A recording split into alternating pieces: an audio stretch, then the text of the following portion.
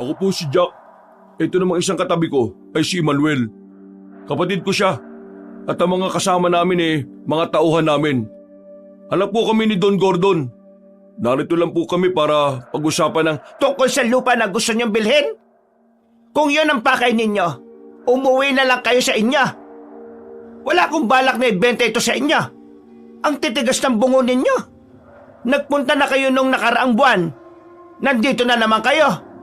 Akala nyo siguro hindi ko alam kahit na nag-iiba lang kayo ng tao na pinapupuntahan, no? Nanay, pakinggan niyo muna kasi mga sasabihin ko. Baka lang naman magustuhan niyo yung mga offer namin. Kahit ano pa yan, wala naman akong pakialam.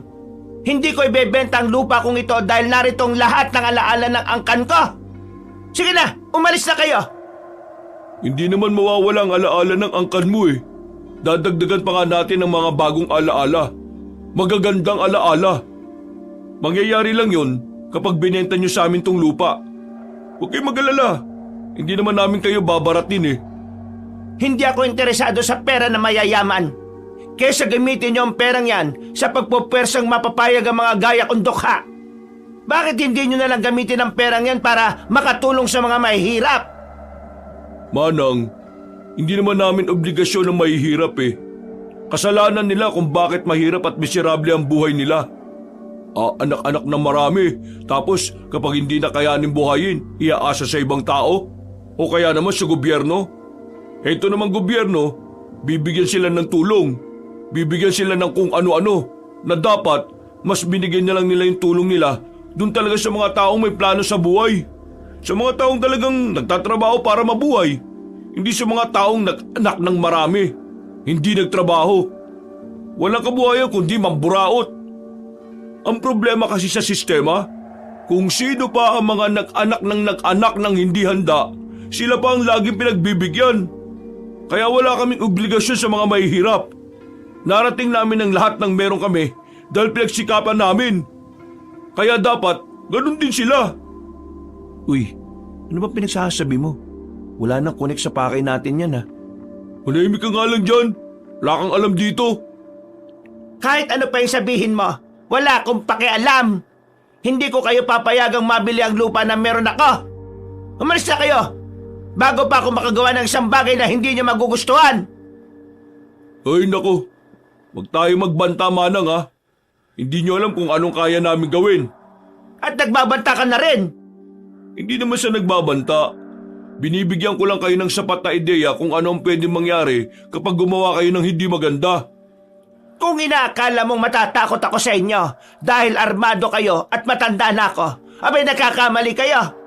Wala akong kinatatakutan na kahit na sino, kahit ang tinuturing nyo pang Diyos.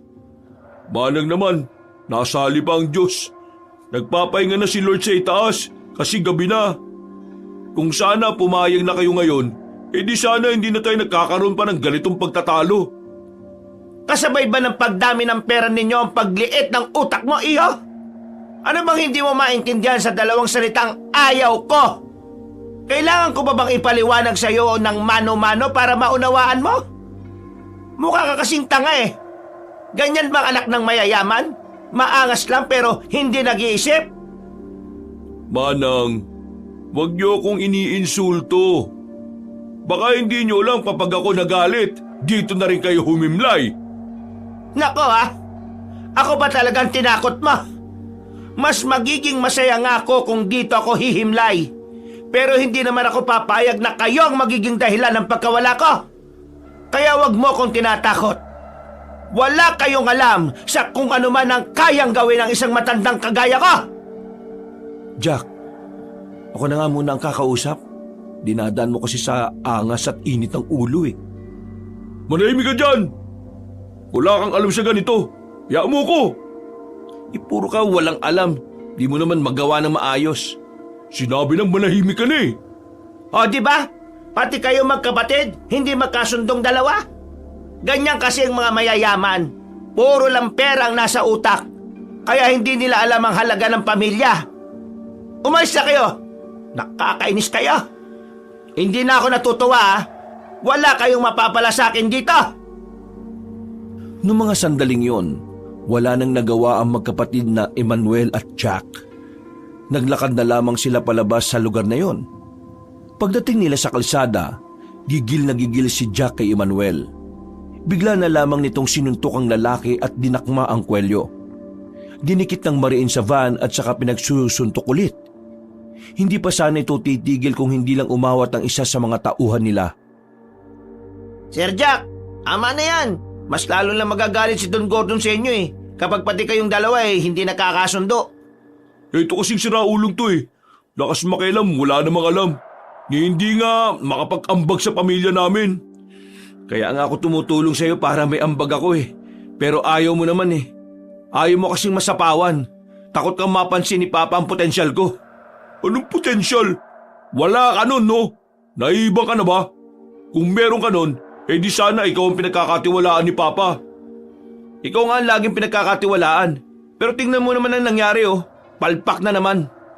Ang dami mong ginagawa na hindi naman nagiging maayos ang resulta eh. Ganyan kasing nangyayari kapag unang ginagamit ang angas at yabang kaysa sa utak. Apat tarantado ka? Kapag hindi kayo tumigil dalawa, ngayon pa lang tatawag na ako kay Don Gordon. Aba, at nakikialam ka rin talaga, no? Kasama sa trabaho kung panatilihing maayos ang sama ng bawat isa sa gitna ng mga operasyon natin. Kaya may karapatan ako magsumbong kapag tingin ko hindi kayo mapigilan. Pasensya na pero ito ang sinabi sa akin ni Don Gordon sa akin eh. Biglang kumalma si Jack noong mga sandaling yon. Ito na rin mismo ang nag-ayos ng kwelyo ng binatang si Emmanuel. Jaime, wag na. Wag mo na ipalam to kay Papa Paano mo lulusutan ng sugat mong yan sa labi? E di, sasabihin ko na lang na nagalit ang matanda at saka binato ko ng kung ano. Ayusin mo gali mo, Emmanuel. Sinama kita rito hindi para umepal. Sinama kita rito para matuto ka kung ano ang ginagawa sa mga ganitong uri ng operasyon. Kaya manahimik ka na lang palagi. Para wala tayong nagiging problema. Mga bata, tara na!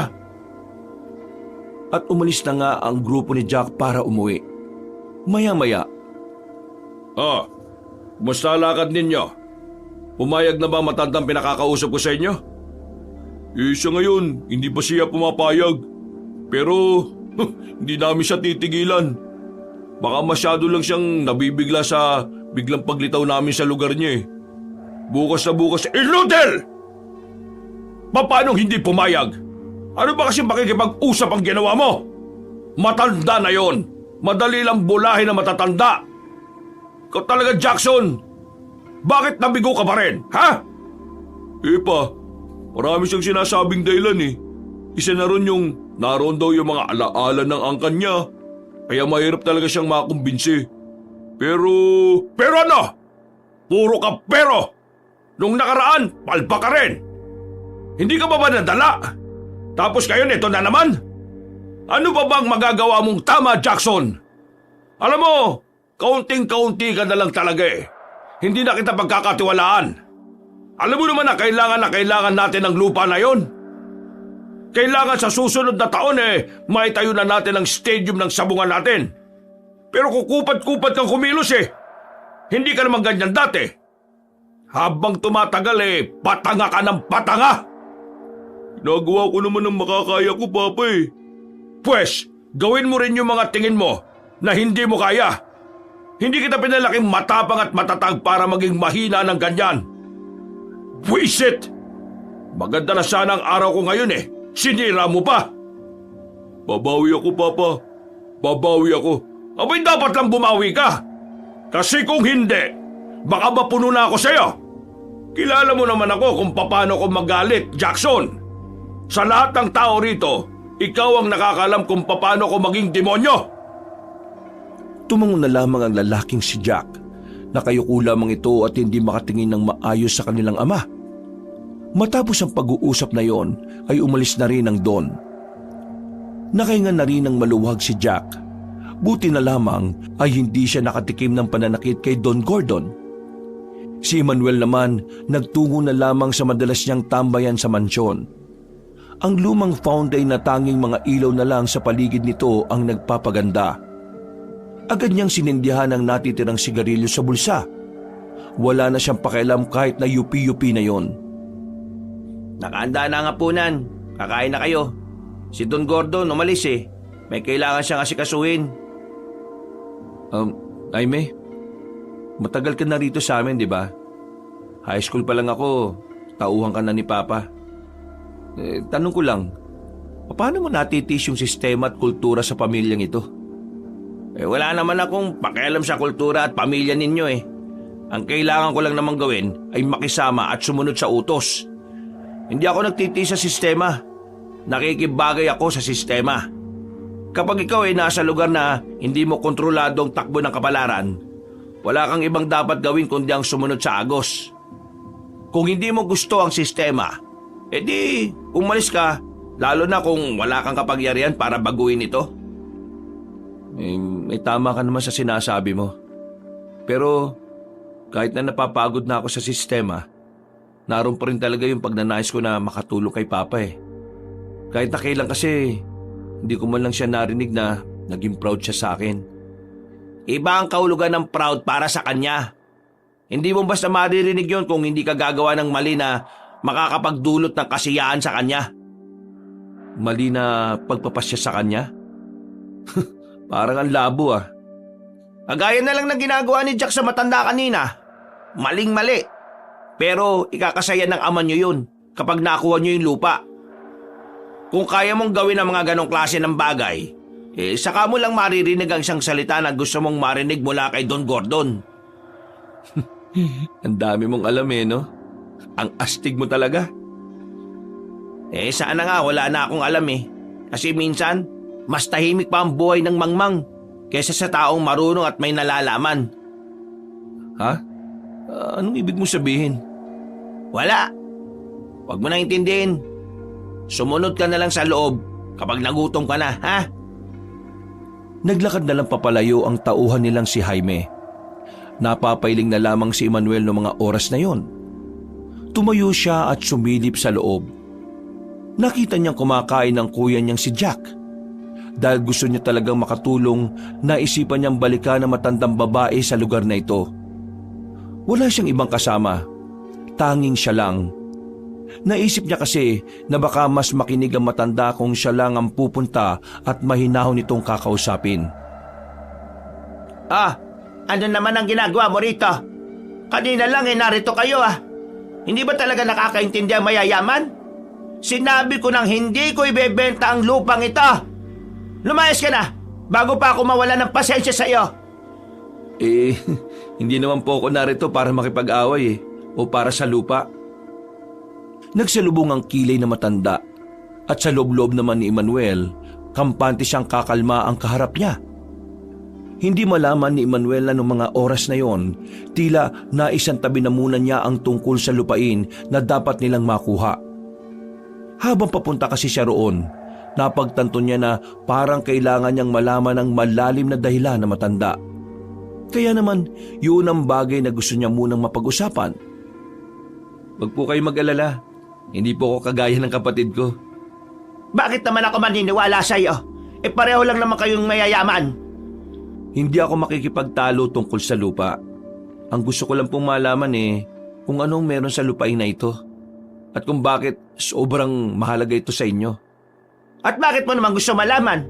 Anong binabalak mo? Gusto ko po kasing mas maintindihan kayo. Gusto ko pong maintindihan kung bakit may mga taong kagaya ninyo na mas pinipili ang mga alaala kaysa sa pera.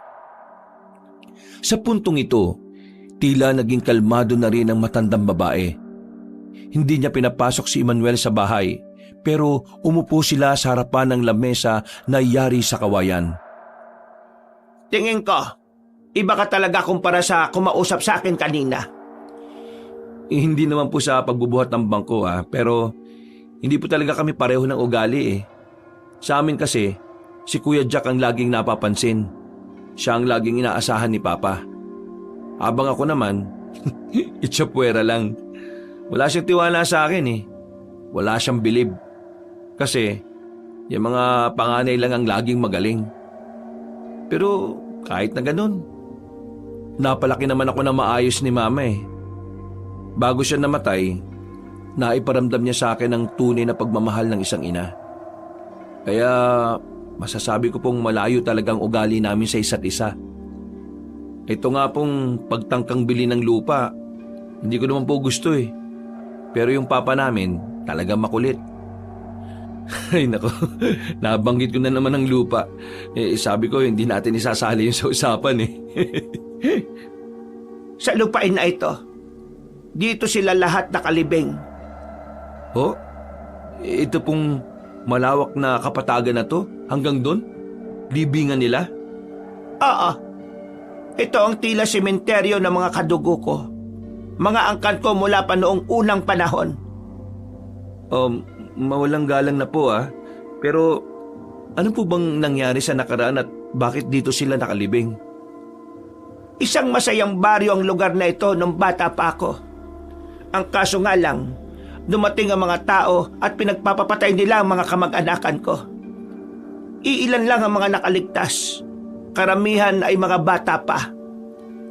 Nang mawala na ang mga armadong lalaki, bumalik kami para ilibing dito ang mga kamag-anak namin. Dito na rin ako lumaki. Dito na ako nagkaroon ng asawa at mga anak. Ah, oo nga po pala. Nasaan nga po pala yung pamilya ninyo? Yung mga anak ko, wala na rin silang lahat. Patay na rin. Pero yung bunso kong anak, bago siya nawala, nagsilang siya ng isang sanggol. Yun ang natitira kong kamag-anak. Nasan po siya? Bakit wala naman po kayong kasama? Pasensya na po at marami akong tanong ah.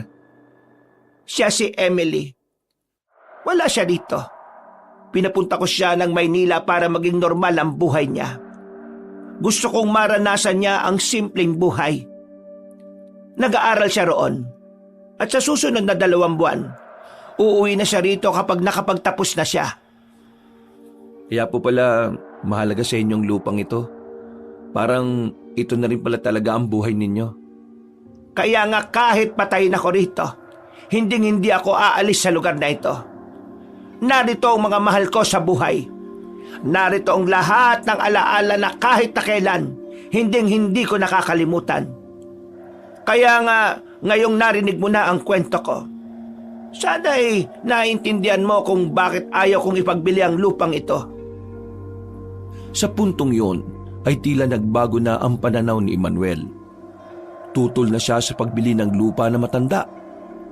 Para sa kanya, isang malaking kabastusan sa pagkatao ng Ali kung mawawala rito ang lupang iniingatan. Pasensya na po kayo manang ha. Pasensya na kung ganun yung ginawa ng kapatid ko at ng ama ko. Huwag po kayong mag-alala.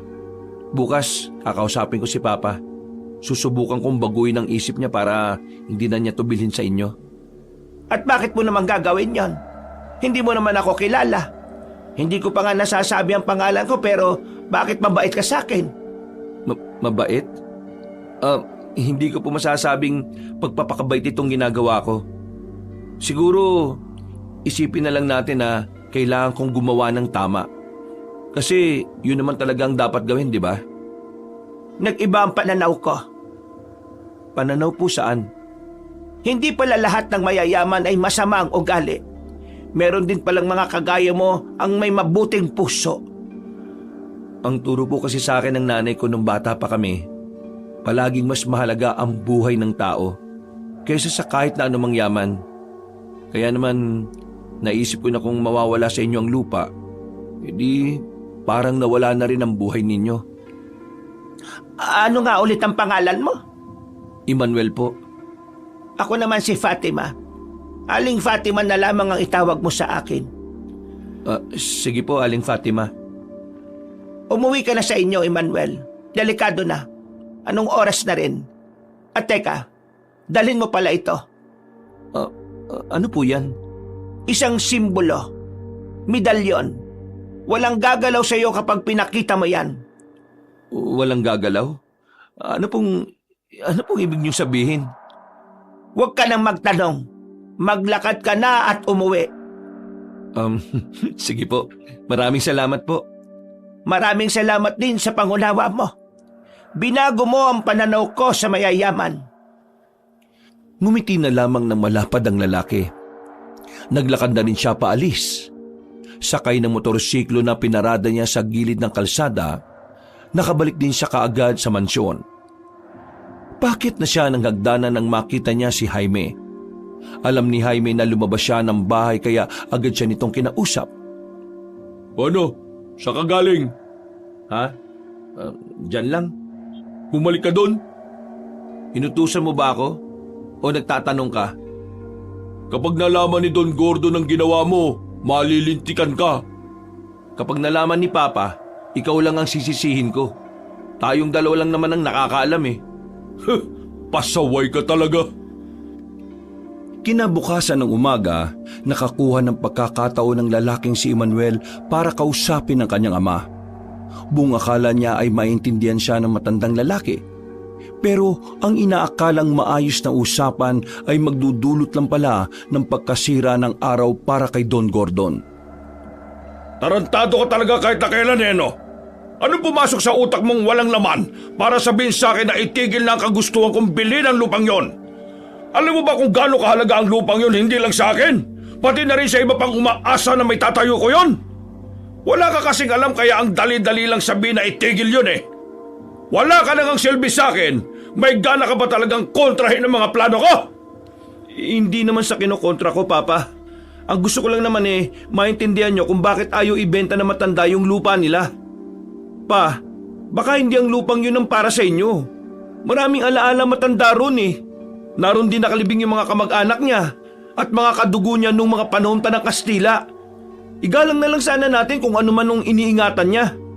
Wala akong pakialam sa kung ano man ang dahilan niya. Wala akong kailangang intindihin. Dahil kahit na anong mangyari, kailangan matuloy ang pagtatayo ng sabungan. At ikaw, manahimik ka sa isang tabi kung wala kang may tutulong. Pero pa, maging makatao naman sana tayo. Kawawa naman yung matanda at mapupunta sa akin ang lupa sa kahit anong paraan na alam ko. At walang makakapigil sa akin. Kapag hindi ka pa tumigil sa kakaganyan mo, malilintikan ka sa akin, Emmanuel! Padabog na umalis ang kanyang ama. Hindi na siya nakapagsalita pa sa takot na baka masaktan lang siya nito. Napayuko na lamang siya. Nakaramdam siya ng lungkot para kay Aling Fatima. Bida-bida ka kasi. Oh, ano bang naisip mo't ginawa mo yan? Ganyan ang napapala ng mga tanga. Alam mo nang gustong-gusto ni Papa ang lupa na yun tapos sasabihin mong wag nang ituloy?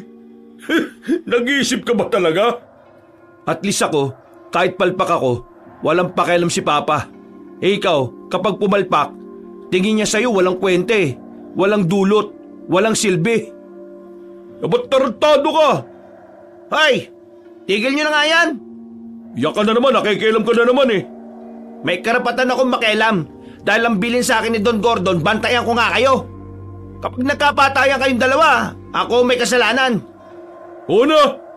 Dami mo pang sinasabi. At ikaw, Emmanuel ayusin mo utak mo Malapit na ako mapuno sa'yo. Opo, kuya. Opo ka pang nalalaman. Sipain ko mukha mo dyan eh. Naglakad na lang din paalis ang lalaking si Jack. Nakahinga naman ng maluwag si Emmanuel. Pero sa kabilang banda, nangihinayang din siya dahil hindi pumayag ang kanyang ama. Bakit gusto mong matigil yung pagbili ng lupa? Narinig mo naman kanina, di ba? Ang ibig ko sabihin, bakit ka naawa sa matanda? Hindi mo naman kilala yun. Naawa ko kasi pakiramdam ko, ang dami na niyang pinagdaanan at ang lugar lang na yun ang nagsisilbi niyang sandalan. Nakakaawa kasi, pinipressure natin siya. Wala naman tayong magagawa eh. Pareho ba tayo ng pananaw sa bagay na yon? Kahit nakapareho man tayo o hindi, wala naman tayong kapangyarihan para itakda kung ano ang mangyayari. Wow, lalim Hindi na nagsalita pa si Jaime. Umalis na lang din ito at naiwang mag-isa sa sala ang binatang si Emmanuel. Napapailing na lang ito. Nawawala na siya ng pag-asa. Pinagdarasal na lang niya na sana biglang magkaroon ng himala at magpalit ng isip ang kanyang ama. Mabilis na lumipas sa mga sandali. Sumapit na agad ang 6:00 ng gabi. Nakahanda na ang lahat para balikan ang matandang babae.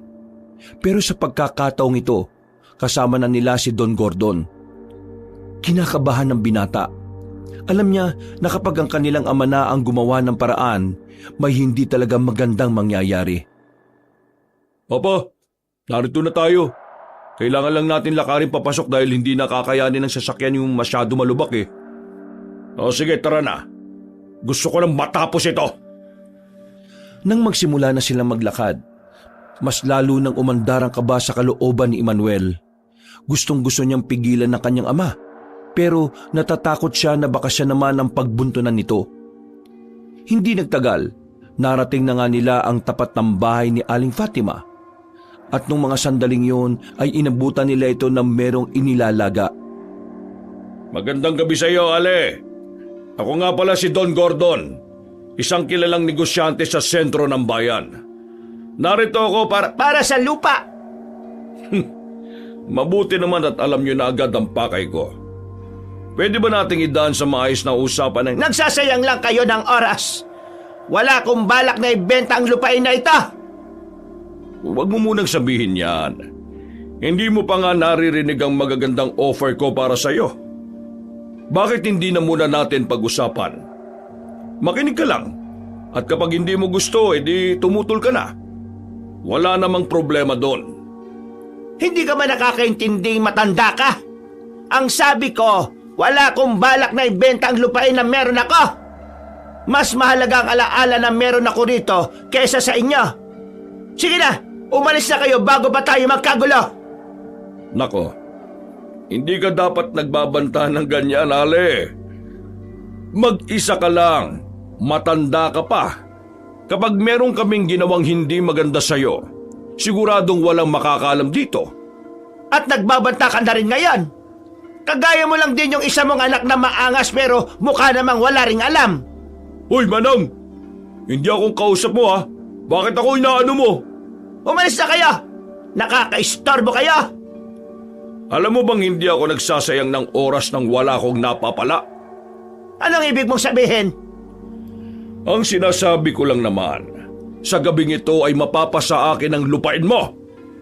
Huwag mo kong hintayin na gumawa ng hindi maganda, Don Gordon! Papa, wag na po natin pilitin si Aling Fatima. Umanap na lang po tayo ng ibang lupa. Hindi kita pinagsasalita! Kaya manahimik ka dyan! Iti ko mo na kasi yung bibig mo eh. Wala ka namang may tutulong eh. Ikaw, Ale, pumirma ka na rito at ngayon din, ibibigay ko ang nararapat na bayad para sa'yo. Bakit ba hindi kayo nakakaintindi?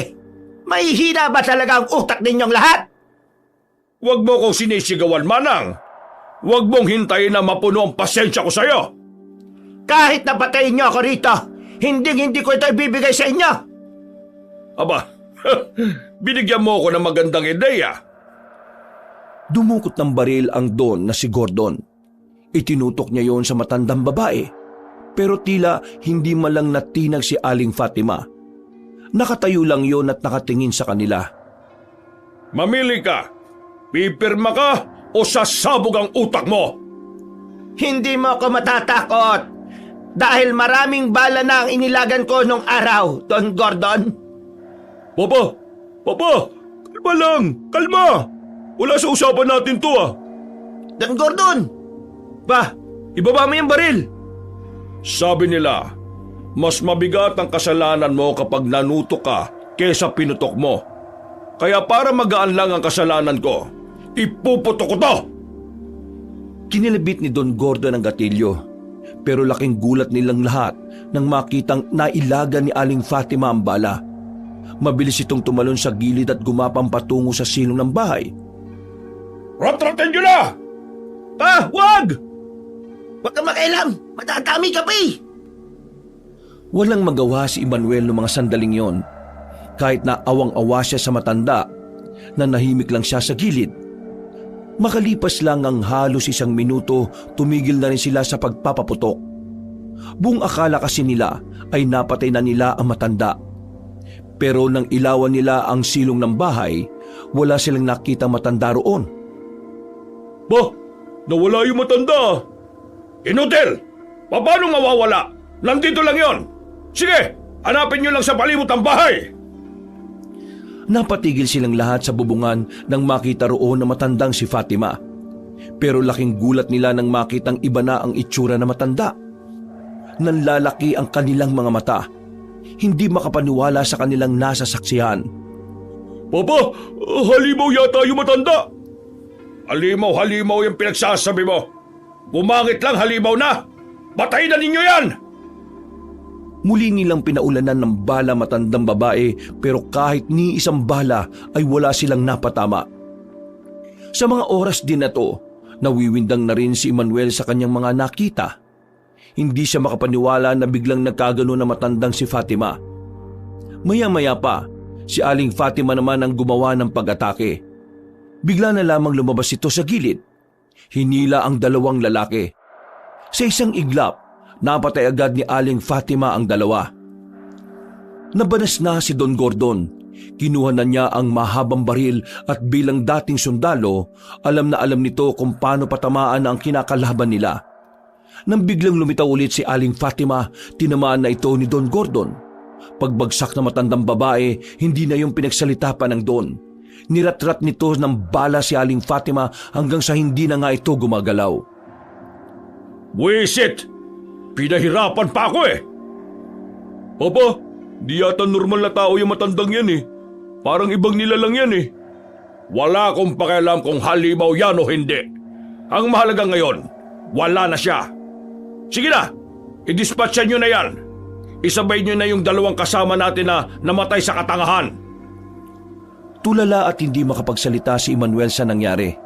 Nang subukan niyang tingnan ng kawawang matanda, lalo lang siyang kinilabutan. Nalungkot siya sa sinapit ni Aling Fatima. At ang masaklap pa nito ay wala naman siyang magawa para dito. Alugugin nyo ang loob ng bahay. Hanapin nyo ang mga papeles na may ugnayan sa lupa na ito. Pa, anong ginagawa mo? Bulag ka ba o tanga ka talaga? Malamang, pinatay ko matandang yan. Hindi niyo siya dapat pinatay eh. Tumigil ka na nga! Nakita mo naman, di ba? Hindi tao ang matandang yan. Baka nga aswang yan eh. Tama lang ang ginawa ko. Pinatay ko siya, kesa naman makaperwisyo siya ng ibang tao. Aswang man siya o hindi, wala pa rin kayong karapatan na kintilin ang buhay niya. Hindi siya masama. Mabuti siyang nilalang. Ano bang problema mo? Bakit ka ba nagkakaganyan? Hindi mo naman kaano-ano matandang yan ah. Bakit ka nagagalit? Hindi makataong ginawa mo pa eh. Ano naman kung hindi makatao? Hindi naman yan tao eh. Ikaw nga, Emmanuel, isara mo yung bibig mo ha? Tuwing magsasalita ka, palaging nakakainit ang ulo eh. Kakarmahin tayo sa ginawa nyo. Kakarmahin tayo. Jaime, ilayo mo nga sa akin ang lalaking yan. Baka itong unang pagkakataon na makapatay ako ng anak eh. Tara na, Emmanuel. Mauna na tayo sa sasakyan. Hinila na ni Jaime ang lalaking si Emmanuel. Pagpasok nila sa loob ng sasakyan, dito na naiyak si Emmanuel. Siya ang nakaramdam ng sakit dahil sa mapait na sinapit na matanda. Bakit naman ganun si Papa? Bakit niya pinatay yung matanda? Para lang sa lupa, kikidil siya ng buhay. Ganun ang sistema sa mundo ng mga negosyante. May mga pagkakataon na kailangan mong pumatay para lang manatiling buhay. Malaking kalokohan yun. Maya-maya pa'y umalis na rin silang lahat doon. Tahimik lamang si Emmanuel habang tinatahak nila ang daan. Nang makabalik na sila ng mansyon, akala ni Emmanuel ay makakapagpahinga na siya. Pero kapapasok niya pa lang sa sala, sinapak na kagad siya ng kanyang ama. Ano bang problema mo? Sabihin mo! Problema ko ugali niyo. Bakit kayo ganyan? Anong karapatan mo para questionin ang ugali ko? Hindi mo ba alam na ang ganitong ugali ko ang nagdala sa atin sa ginhawa? Bakit ka ba nababaliw ng ganyan? Dahil ba sa matandang yon? Makukulong kayo sa ginawa niyo eh. Nakapatay kayo ng tao. Hindi yun tao! Halimaw yon! Kaya wala makukulong. Ang mga batas sa bansang ito ay para lang sa mga tao at hindi para sa mga halimaw. Ikaw ha? Ikaw! Tumigil ka na sa kakakontra mo sa akin. Kasi kapag ako napikon, mas magiging kalbaryo ang buhay mo sa akin. Mas pipiliin ko pang mamatay na lang kaysa mabuhay ng ganito.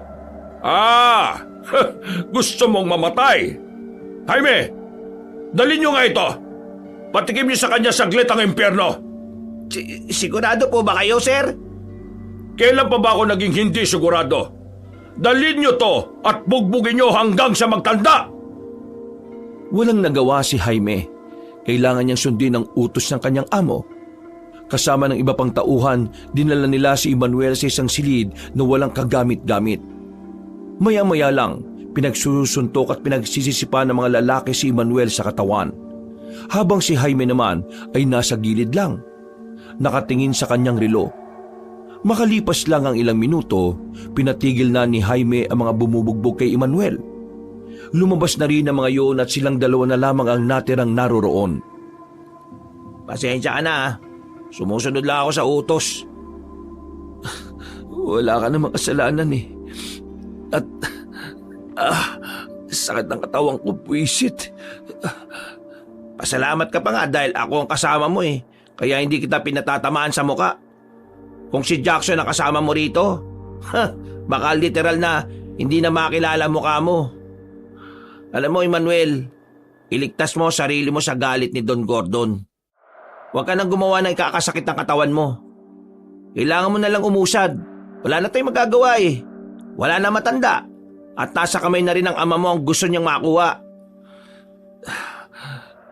Siguro nga tama ka. Kailangan ko na lang ding makisama sa kanila.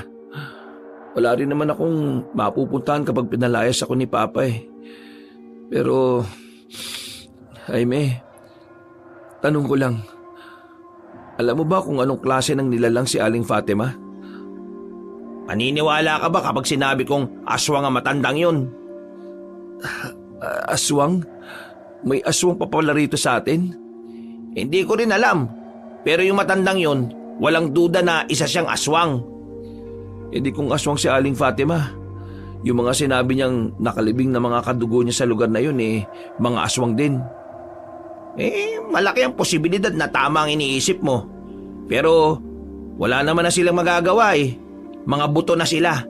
At kahit anong gawin natin, huhukayin pa rin sila doon kapag sinimulan na ang pagsasagawa ng sabungan. Jaime, tulungan mo ko. Tulungan saan? Alam mo, kung lalabag ka sa utos ni Don Gordon, hindi kita matutulungan. Mahal ko ang trabaho ko. Pinagsasabi mo. Tulungan mo ako makatayo. Hindi ako makatayo, no? Sakit na mga hita ko. Akala ko kung ano na naman ang sinasabi mo eh. Hindi naging maganda ang gabing yon para kay Emmanuel.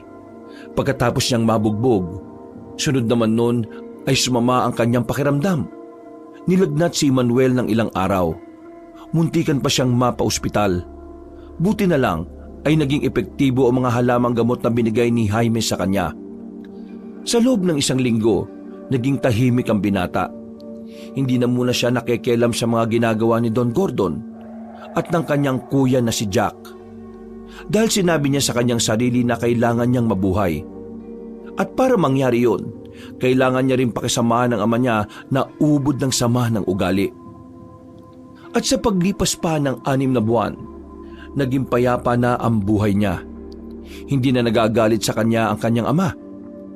Sinusunod niya ang mga utos nito na may kinalaman sa negosyong legal. At isa pa sa mga naging inspirasyon niya sa buhay ay ang kanyang lihim na kinakasama, ang babaeng si Emma. Patago niya itong ibinabahay sa isang tagong baryo dahil hindi maaaring malaman ng iba ang relasyon nila. Sa madaling sabi, hindi ito tama. Kailan ka ba uuwi sa inyo? Magtatatlong araw ka nang narito sa lihim nating bahay ah. Baka mamaya naghihinala na si Don Gordon na meron kang kinakatagpong babae. Hindi yon. Nasa Maynila si Papa at 1 linggo pa bago siya dumating. Si Jack, hindi ba siya makakahalata? Hindi naman. Hindi naman kasi kami masyadong nag-uusap eh. Alam mo naman na simula pa lang, hindi na kami magkasundo. Siguradong isusumpa ka nun kapag nalaman niyang yung fiancé niya pinahay mo. Bakit naman kasi ayaw mo pa siyang hiwalayan eh. Hindi ka naman niya inaasikaso. Masyado siyang abala sa trabaho. Ni hindi ka nga niya maipakilala kay Papa eh. Ibig sabihin, wala talaga siyang balak na seryosohin ka. Nag-propose lang siya sa'yo kasi maganda ka at sexy. Nung unang beses kami nakita sa bar niyan, sabi niya sa akin, ibabahin na niya ako. Pero sa halip na ganun ang mangyari, nag-propose lang siya. Mula noon lagi na kami nagkikita. Asawa na ang turing niya sa akin. Binibigyan niya ako ng panggastos. Basta ang sabi niya sa akin, asawa niya ako at pakakasalan niya raw ako. Madali talagang mang-uto yung siraulong yun eh. Basta maganda at sexy, bumibigay. Alam mo bang maraming babaeng gustong ireto sa kanya ni Papa? Pero ang trip kasi ni Kuya Jack ay yung mga babaeng kagaya mo. Yung hindi naman mayaman pero may dating sa kanya. Ikaw naman, bakit pumayag ka pang makipagrelasyon sa akin at magsama tayo? Kahit na alam mo namang fiancé na ako ng kuya mo.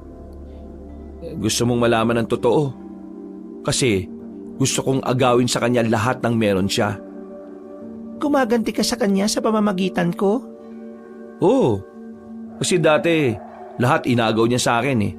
Ngayon, ako naman ang gagawa nun. Eh di wala ka talaga palang nararamdaman sa akin. Inaasawa mo lang ako para makaganti sa kanya? Malamang meron. Magsisikap ba ako magtrabaho sa kumpanya namin? Papayag ba akong maging utusan nila Papa kung hindi ako seryoso sa'yo? Mahal kita at handa akong pakasalan ka balang araw. Pero hindi ko inaalis ang katotohanan na gusto kong agawin ka sa kanya kasi galit din ako sa kanya. Ikaw Emma, bakit pumayag ka makipagrelasyon sa akin kahit na alam mong magkapatid kami at pwede kami magkagulo? Kasi gusto ko kayo magkagulo. Talaga? Ano ka ba? Joke lang naman yon. Ikaw talaga oh. Seryoso ko eh. Nung una kitang makita, nakaramdam na rin ako ng spark sa'yo. Nang mas makilala kita, sinabi ko na sana ikaw na lang yung una kong nakilala kaysa sa kanya. Kaya ako pumayag kasi napapabayaan na niya ako eh. Parang reserba niya na lang ako. Tinatago, hindi pinakikilala sa lahat. Ayoko ng ganun eh. Tinatago din naman kita. Kasi bawal ang relasyon natin, kaya naiintindihan ko naman. Pero mas masaya ako sa iyo eh. Mabuti kang tao. Kahit na punong-puno ng galit ang puso mo, nararamdaman ko na mabuti ka. Kaya ikaw ang mas gusto ko. Ang gara. Parang dalawa pala kaming asawa mo. Huwag ka mag-alala. Kapag nakabuelo ko, makikipaghiwalay na rin ako sa kanya. Niyakap na lamang ni Emmanuel ang kanyang kinakasama. Naakit na naman siya sa babae nang maamoy niyang mabango ito. Agad nitong hinila ang babae papasok sa kanilang bahay. At ilang sandali lang, muling naganap ang digmaan sa ibabaw ng papag. Kinagabihan. Aalis ka? Oo, dadalaw muna ako sa mansyon. Makikisagap lang ako ng balita. O sige, mag-iingat ka ha. Tumango na lamang ang lalaking si Emmanuel. Agad siyang umalis ng bahay sa kanyang motor. Pagdating niya sa mansyon, sandali siyang nagtungo sa kusina. Nagpaluto siya sa kasambahay ng makakain. Mga dakong 9:00 matapos siyang kumain ay dumating naman si Jack. Kasama nito si Jaime. At base sa mukha ni Jack, parang problemado ito. Sinasabi ko sa iyo na magpadala ka na kaagad ng message sa mga kakilala nating pulis eh. Pero wala ka palang ginawa kanina. Nakatunga ka lang pala. Visit ka talaga, hindi ka maasahan. Nagpunta lang naman ako kanina sa site para ihatid ang papeles sa iyo eh. Wala sa trabaho kong pinagagawa mo. Isa pa, si Don Gordon ang amo ko at hindi ikaw. Wala ka bang utak? Common sense lang naman eh. Emergency yun. Mahalaga pa ba kung sino ang amo mo? Oo, mahalaga. Kasi siya ang nagpapasahod sa akin. Ay nako, masisiraan ako ng bite sa tatanga-tangang to eh. Teka, sandali nga lang. Ano ba nangyari? Pagdating ko kanina sa site, yung mga taong gumagawa doon, nagkakagulo. May 4 kasing lalaki na natagpuang patay sa bandang dulo sa may hinuhukay. Mga labas ang laman loob. Nakabuka ang mga tiyan. Ha? Ano? Sino naman ang gumawa nun? Kaya nga dapat isumbong na kagad sa mga pulis para malaman kung sino yung salarin eh. Kaso itong isang to, wala rin namang ginawa. Bakit kasi hindi ikaw ang magsumbong? Total, ikaw naman ang in-charge sa pagpapagawa ng sabungan na yun. O kung pwede lang ako eh, hindi ko na inasa dyan sa inutil na yan. Bakit nga hindi pwedeng ikaw? Tatablayin ako ni Hepe. Magkagalit kami noon dahil sa anak niyang hindi ko pinatulan. Alam na ba to ni Papa? Hindi pa. Hindi ko pa pinapaalam. Baka mamaya umuwi rito bigla eh. Yari pa ako dun. Wala bang nasabi yung mga tao dun kung may nakita silang kahinahinala? Ba't ako tinatanong mo? Wala rin naman ako dun nung nangyari. Ang ibig kong sabihin, kung wala ba silang nakita, hindi ko sinasabi na nandun ka. Gumamit ka nga ng utak. Ano? Sabi ng iba, aswang daw ang pumatay sa 4 na trabador. Ha? Aswang? Oo, narinig kong nag-uusap yung iba eh. May mabilis na nilalang daw na bigla lang humablot sa 4 nilang kasama. Dinala sa dilim. Tapos, isa-isang sinauli yung katawan na patay na. Mahaba daw yung buhok ng aswang eh. Iniisip daw nila, baka raw babae. Ha? Aswang talaga? Si Aling Fatima lang naman ang nag-iisang aswang dito sa atin eh. At wala na siya, di ba? 6 na buwan na. Sinunog niyo pa nga yung bangkay niya eh. Baka mamaya nabuhay yun. Anong nabuhay na pinagsasabi mo? Paano mabubuhay eh, naging abo na nga? Ano yun? Aswang na abo? Tinatarantado mo ba ako? May punto naman si Manuel eh. Hindi na nabubuhay ang mga nilalang na naging abo na. Kahit ikaw pa maging abo ka na lang. Jaime, samahan mo nga ako. Oh, ano na naman ang gagawin mo? Makikialam ka na naman. Wala akong papakialaman. Aalamin ko lang kung totoong aswang yung pumatay sa mga tao natin. Kasi kung aswang, delikado na sila ron. Tara na, Jaime. Pagmaneho mo lang ako. Agad silang umalis ng mansyon. Nagtungo sila sa site kung saan tinatapos na gawin ang malaking sabungan. Nasa kalahati pa lang ang nagagawa ron kaya ang ibang parte ay hindi pa rin talaga maayos. Jaime, nung inuukay ang mga buto sa lupain ni Aling Fatima, saan din dala yung mga buto? Pinakremate ni Don Gordon bilang respeto daw. Tingin mo, may koneksyon kaya tong nangyari ngayon sa ginawa nila kay Aling Fatima? Pwedeng oo, pwede ring hindi. Ano ba namang klaseng sagot yan? Ako naman ang magtatanong, para ikaw naman ang sasagot. O sige, anong tanong mo? Kumusta na kayo ni Emma na inaasawa rin ng kuya mong si Jackson? Hindi inaasahan ni Manuel na maririnig yon mula kay Jaime. Wala naman kasi siyang pinagsasabihan tungkol sa kanila ni Emma. Kaya naman malaking katanungan para sa kanya kung papaanong nalaman yon ng lalaki. Oh, mukhang nagulat ka yata, Manuel. Paano mo nalaman yung tungkol doon? Nakakalimutan mo naman na ang trabaho ko bantayan kayong dalawa ng kuya mo. Hindi ka naman siguro madaldal ano? Wala naman ako mapapala sa bagay na yun eh. Ang gusto ko lang malaman, bakit mo pinato si Emma kahit alam mong pakakasalan na to ni Jackson? Gusto kong gamitin si Emma para makaganti sa lahat ng pang-aalipos na sa akin ni Kuya Jack. Gusto kong iparamdam sa kanya kung anong pakiramdam ng inaagawan. Nagbago ka na, Emmanuel ah. Nakakaya mo na rin makipaglaro sa Diablo. Di ba sabi mo nga sa akin dati, kailangan ko makipagsabayan?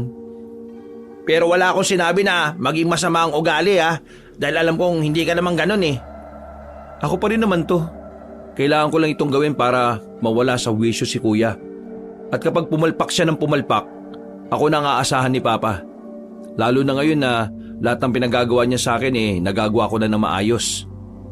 Kapag nalaman ni Jackson na kinakasama mo ang babaeng pakakasalan niya, magkakagulo na naman kayong dalawa eh.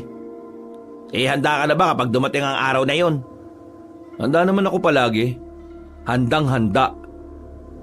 Sige, sabi mo eh. Makalipas lang ang ilang sandali, ay narating na rin nila ang site. Wala nang katao-tao sa mga oras na yun. Pinagpaliban na muna kasi ang paggawa dahil na rin sa nangyari. Wala naman pala talagang makakausap dito eh.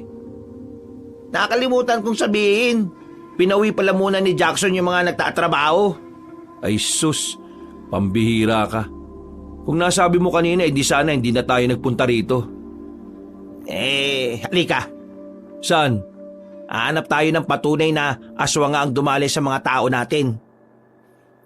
Sumunod na lamang si Manuel kay Jaime. Ilang minuto lang ang kanilang nilakad. Ilang sandali lang ay narating na rin nila kung saan nakita ang mga bangkay ng mga trabahador nila. Tinutukan ni Jaime ng ilaw. Diyan mismo. Diyan natagpuan yung bangkay. Kung nakikita mo, ayan pa yung mga dugo, oh. Kitang-kita pa. Halika, tinan mo rin tong parting to. May bakat ng paa. Nakapaa to, oh. Malabo sa trabahador to. Dahil lahat sila naka-safety shoes. Paa to ng babae, oh. Ano? Paan ng babae? Ibig sabihin, bukod kay Aling Fatima may isa pang aswang? Nasabi mo sa akin dati, di ba? Merong apo matandang yun na taga Maynila. Hindi kaya siya ang aswang na yun? Itong dinatnan niya nang umuwi siya kaya pinatay niya yung mga tao rito. Oo nga, may apo nga si Aling Fatima. Pero nakalimutan ko yung pangalan eh. Siguro nga aswang din yun. At siya ang aswang na gumawa nito. Teorya pa lang naman yan ha. Kailangan pa rin natin gumawa ng malupitang investigasyon. Pero, Emmanuel, kung totoong iniisip natin, alam mo naman siguro kung sino-sino mga pwedeng gantihan ng aswang na yon. Ha? Ano yun? Kaluskos. Hindi mo ba alam ang kaluskos? Ang ibig kong sabihin, sino yun? O sige, dito ka lang. Titingnan ko. Dinukot ni Jaime ang baril nito sa tagiliran. Marami itong naglakad. Palapit sa halamanan habang nakatutok doon ang ilaw. Biglang lumabas ang isang daga mula roon. Napailing na lamang si Jaime. Ano yun? Wala. Daga lang. Tara, umalis na tayo dito. Bago nila lisanin ang lugar na yon, ay pinasadaan na muna ni Emmanuel ng tingin ang paligid. Sa hindi malamang dahilan, bigla niya na namang naramdaman ng kaba. Umuwi na lamang sila nung mga sandaling yon. Kinabukasan, agad din namang binalikan ni Emmanuel ang babaeng si Emma sa bahay nila. Naabutan niyang nag-iinit na ng tubig ang babae. Oh, aga mong nagising ah. Kumain ka na ba? Hindi pa. Eto, nag-iinit pa ako ng tubig para makapagkape tayo kagad. Wow, alam mo talagang maaga akong darating ah. Kumusta naman ang lakad mo? Anong balita sa mansyon? Yung magiging asawa mo, mukhang mayayari kay Papa. Ha? Bakit naman? 4 sa mga tao nila sa site ang pinatay eh. Pinatay? Sigurado ka ba? Oo, pinatay. Hindi ng tao kundi ng aswang. Aswang? May aswang pa talaga? Paano niyo naman nasabi na aswang ang pumatay sa kanila? Sabi na rin ng iba pang nakakita. May isang babae raw na ang bilis kumilos at mabangis. Yun ang pumaslang sa mga kasamahan nila. Grabe, sobrang brutal ang ginawa. Mayayari talaga si Jackson doon lalo na kapag kumalat yung nangyari. Kahit ipaliwanag niya na aswang ang dumali sa mga tao nila mahirapan silang paniwalaan. Lalong-lalo na kay Papa. Galit na galit pa naman yun kapag usapang aswang. Problema nga talaga yan. Kaya ikaw, huwag kang masyadong gumagala ha. Delikado na ang buhay ngayon. Tingnan mo, hindi nga namin alam kung saan nagmula yung aswang na yun Baka naman kasi may atraso yung mga tao nyo sa aswang na yon. Nagkibit-balikat na lamang ang lalaking si Manuel. Naputol na ang kanilang usapan na magsimula na rin silang mag-almusal. Habang kumakain sila, napansin ni Emmanuel ang kalmot sa bandang braso ng babae. Pero ayon kay Emma, simpleng kalmot lang yon ng pusa. Kinagabihan. Oh, aalis ka ulit? Gabi na. Hindi ka ba matutulog dito? Pasensya ka na. Babawi na lang ako sa ibang araw. Kailangan ko lang makibalita sa mansyon Ang sabi kasi sa akin ni Jaime, papauwi na raw si Papa. Naalaman yata yung nangyari. Sige. Wala namang problema. Basta ipapangako mo sa akin na makakabalik ka ng ligtas Humalik pa si Emmanuel sa babae. Sakay ng motor ay agad siyang bumiyahe pabalik ng mansyon. Pagdating niya roon, Nasa labas pa lang siya ay naririnig na niya ang tinig ng kanyang ama. Kahit kinakabahan, pumasok siya sa loob. Ginagawa mo ba akong tanga, Jackson? Hindi, Papa. Yun lang talaga ang sinabi ng mga tauhan natin. Aswang daw talagang pumatay sa 4 na tao natin. Aswang? Hindi ka naniniwala sa sinasabi ng mga pulis pero sa sinasabi ng mga tauhan natin naniniwala ka? Kasi sila ang nakakita pa eh. Nakita nilang isang babaeng mabangis ang pumatay. Nakakadismaya ka. Isinisisi mo sa aswang ang kapabayaan mo. Kung sana nagpadala ka rin ng mga taong magbabantay sa kanila, di sana walang taong siraulong nakalapit sa kanila at hindi sila pinatay. Pinagsasasabi mong aswang. Pero pa, alam mong totoo ang aswang. Nakakalimutan mo naman si Aling Fatima. Paano mo mapapaliwanag ang anyo niya nung gabing yun? Ibig sabihin lang nun, aswang siya. Hindi aswang si Fatima. Kakaibang kondisyon lang niya yon. Baka baliw. Baka may problema sa balat sa muka. Yung kakaibang bilis niya. Ginigisa mo ba ako rito? Pa, hindi. Hindi naman siya ganoon. Sa halip na gawan mo ng paraan para hindi na kumalat ang balita, ito pa ang mga sinasabi mo. Bumiyaya ko ng sobrang layo tapos ang aabutan ko problema? Problema na hindi mo alam kung paano mo re-resolbahin? Napakawalang kwenta mo talaga. Dati, ayos ka pang asahan eh. Pero habang tumatagal, patanga ka ng patanga. Wala ka nang nagagawang tama.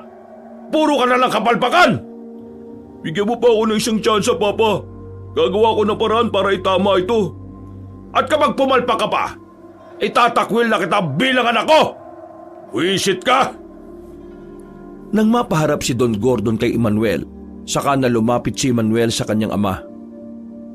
Pa, kung hahayaan niyo ako, pwede akong tumulong. At ano naman ang maitutulong mo, Aber? Pwede kong kausapin yung pamilya ng mga biktima para manahimik sila. Tingin ko kasi, baka ipagkalat din nila na aswang yung pumatay sa kaanak nila eh. Yun nga lang, kailangan natin ng pera para suhulan sila. At ang tungkol naman sa mga tao nating natatakot ng bumalik para magtrabaho, anong gagawin? Susubukan ko na rin sabihin sa kanila na hindi aswang ang pumatay sa mga kasamahan nila. Pwede na lang tayong mag-imbento na mabangis na baboy ramo ang pumatay sa mga yon.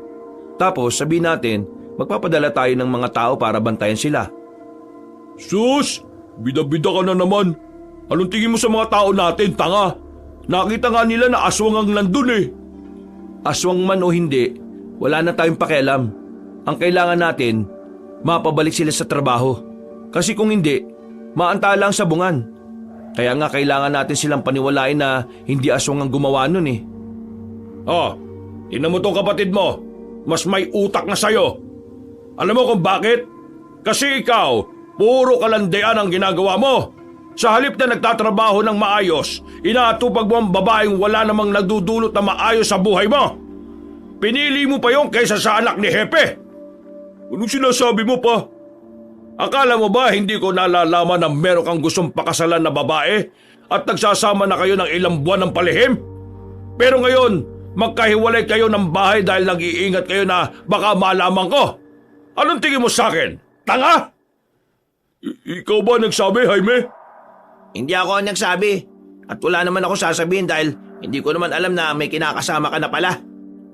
Bukas na bukas, gusto kong iharap mo sa akin ang babaeng yon. Kailangan ko siyang makausap para magising siya sa katotohanan. Kapag hindi mo siya dinala rito, bahala ka na sa buhay mo. Pero, Papa, wag mo akong matawag-tawag na Papa kung ganyang kakatanga. Wala akong anak na inutil. Ikaw, Emmanuel, bukas ng umaga, asikasuhin mo kagad yung mga sinabi mo. Pag-alis ni Don Gordon, agad namang lumapit si Jack kay Emmanuel. Hinawakan ni Jack ang kanyang kwelyo at idinikit siya sa pader. Susuntukin na sana ni Jack si Emmanuel pero napatigil ito nang makitang nakatingin si Jaime. Ano? Masaya ka no? Masaya saan? Masaya ka ba kasi ako na yung pinag-iinitan ng ama natin? Hindi ko alam. Basta ako ginagawa ko lang yung makakaya ko para makatulong. Yung aswang. Alam kong naniniwala ka rin na aswang si Aling Fatima at aswang din yung pumatay sa mga tao natin. Oo, naniniwala ako sa aswang. At naniniwala kong aswang si Aling Fatima. At aswang yung pumaslang sa mga tauhan natin. Meron pa nga akong nalaman eh. Ewan ko lang kung makatulog ka pa kapag nalaman mo rin. Jaime, sasabihin ko ba sa kanya? Sabihin mo, total pareho naman kayo naniniwala na may aswang eh. Sabihin mo! O sige, naalala mo ba nung inalungkot niyo yung gamit ni Aling Fatima? Meron kayong nakitang larawan ng isang babae pero burado yung muka. Apo niya yun. At malakas ang kutob ko na ang apo niya yung pumatay sa mga tao natin. Jack, nagiganti ang apo niya. At alam mo naman kung sino-sino ang gagantihan niya, di ba? Ikaw at si Papa. Nanlaki ang mga mata ng lalaking si Jack nang marinig ang sinabing yun ng kanyang kapatid. Nakita agad ang pagkabahala sa reaksyon nito. Para itong natutuliro. Jack, kailangan mong ihanda ang sarili mo. Kapag nagpakita na ang apo ni Aling Fatima, papatayin ka niya at si Papa. Hindi! Di ako papayag! Papatayin ko siya! Papatayin ko yung babaeng aswang na yun! Parang nababaliw na ang lalaking si Jack nang umakyat na ito sa taas. Natatawa na lamang si Emmanuel dahil nakikita na niyang unti-unti nang nasisira ang kapatid niyang matagal na niyang kinagagalitan. Maagang umalis ng mansyon ng lalaking si Emmanuel.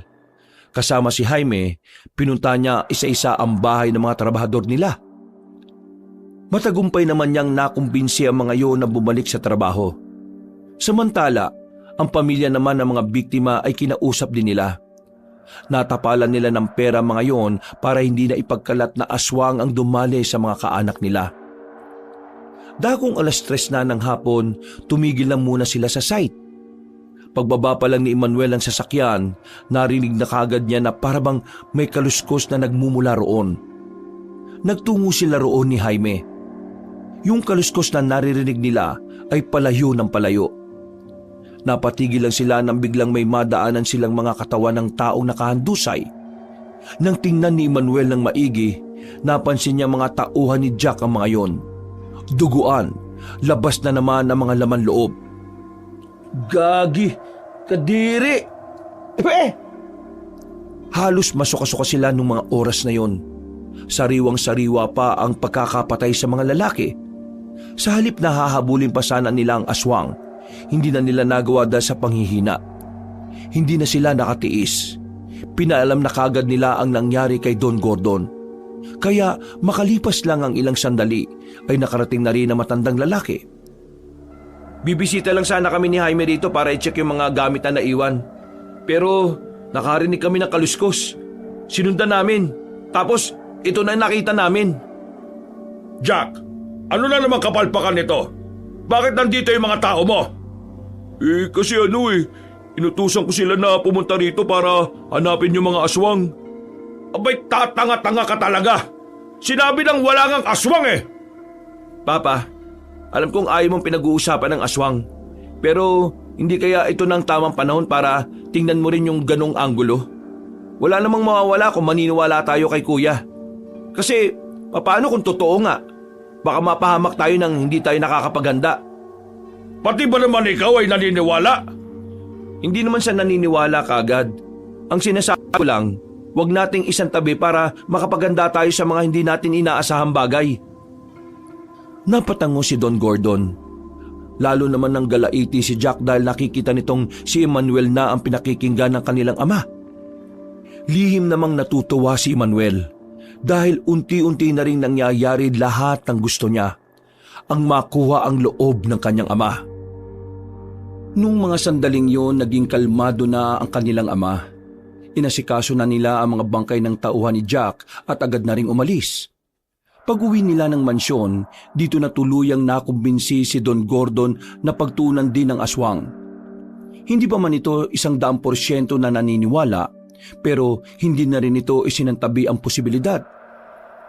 Bukas kapag nagpatuloy na ang pagtatrabaho nila, magpadala kayo ng maraming tao sa site. Ewan ko na lang kung makalapit pa ang lintik na aswang-aswang na yan. Nasusunod, Don Gordon. Ikaw naman, Jackson. Magpunta ka sa opisina mo ngayon dahil ang daming problema doon na dapat mong ayusin. Doon ka na lang at baka doon ka magkaroon ng silbi. Opo, naintindihan ko po pa. Ikaw naman, Emmanuel. Ikaw na ang hahawak sa ginagawang site natin. Ibig sabihin, magiging ikaw ang manager doon. Maraming salamat po pa. Asahan yung gagawin ko makakaya ko para mapangalagaan ng mga tao natin. Abay dapat lang. Dahil kapag pati ikaw ay pumalpak din, pareho ko na kayong itatakwil. Naglakad na palabas sa matandang lalaki kasama ng ilan nitong tauhan. Nang masiguro ni Jack na wala na ang kanilang ama, sa kanya nilusob ang kapatid na si Emmanuel. Sinuntok niya kagad ang lalaki sa muka. Sa laki ni Jack, agad na natumba si Emmanuel. Nasubsob ito sa sahig dahil malakas ang pagkakasuntok. Ano bang problema mo? Problema ko? Ikaw! Napaka-epal mo talaga kahit na kailan. Ano bang ginawa ko sa'yo, ha? Ginawa mong lahat para makuha lahat ng meron ako. Anong para makuha? Buwan ka na ba talaga? Ginagawa ko to para maayos ang dapat na maayos. Hindi ko kasalanan kung palpak kang tao. Kunwari ka pa. Alam ko na simula pa lang, kaya ka sip-sip kay Papa dahil gusto mo akong mawala sa mga ari-arian niya. Ay nako, bahala ka kung anong gusto mong isipin. Basta ako, ginagawa ko lang to para kay Papa. Kung may problema ka doon, siya ang kausapin mo at huwag ako pestehin mo. Kapag nawala sa akin ang lahat, sinasabi ko sa'yo. Kapag napatunayan kong sinasadya mo lahat ng ito, hindi ko alam kung ano magagawa ko sa'yo. Tandaan mo yan, Emmanuel. Bahala ka. Umalis na lamang ang lalaking si Jack. Napatingin na lamang si Emmanuel sa gilid. Nilapitan niya ito sabay tapik sa balikat. Bakit hindi mo man lang siya pinigilan kanina? Gusto mo rin bang mabugbog ako? Akala ko kasi papalagan mo eh. Hindi ka naman pala lalaban. Pambira ka naman. Di kung lumaban ako doon, mas lalo lang akong nabugbog. Nakita mo namang mas malaki sa akin si Jack eh. Wala naman yan sa laki. Nasa lakas yan. Ewan ko sa'yo. Nung gabing yun, hinayaan na muna ni Emmanuel ang kapatid niyang si Jack. Hindi na niya ito pinatulan pa. Ang mas iniisip niya ay ang mangyayari kinabukasan. Sa oras kasi na dalhin na ni Jack ang babaeng si Emma sa mansyon para iharap sa kanilang ama, baka magkaroon lamang ng gulo. At hindi niya rin alam kung paano niya haharapin ang babaeng yon na kasama si Jack at si Don Gordon. Kinabukasan, Kinakabahan ka, no? medyo kinakabahan ako ng konti. Hindi ko alam kung anong mangyayari mamaya eh. Paano kapag nalaman ni Papa na dalawa kami ang asawa ni Emma? Ano bang kinababahala mo? Iba, gusto mo naman ding masira si Jack? Yun ang tamang pagkakataon. Kapag nalaman ni Don Gordon yon, sira si Jack. Lalo magagalit ang ama mo sa kanya. Di magagalit din siya sa akin. Pwede mo namang sabihin na ikaw ang nauna eh, para magmukhang kuya mo ang nangagaw. Sigurado kang ayos lang yon? Oo naman, ayos na ayos lang naman. Kung yun naman talagang gusto mo mangyari, di sige. Hindi magagalit sa iyo si Don Gordon. Ikaw na lang ang meron siya eh. Hindi niya lang pinapalata. Pero nababahala rin yun kung mawawalan siya ng katulong sa mga negosyo. Sinabi mo yan ha? Napangiti na lamang si Jaime at saka tinapik sa balikat si Emmanuel. Mga dakong 9:00, narinig na nila ang tinig ni Jack mula sa labas. Pagsilip nila, nakita nila itong kasama na ang babaeng si Emma. Nakahanda na rin naman si Don Gordon ng mga sandaling yon. Pumasok si Jack at Emma sa guest room. Agad na napalingon na matandang lalaki. Nakasalubong ang kilay. Hindi makapaniwalang nakapagdala ng mababang uri ng babae ang kanyang anak.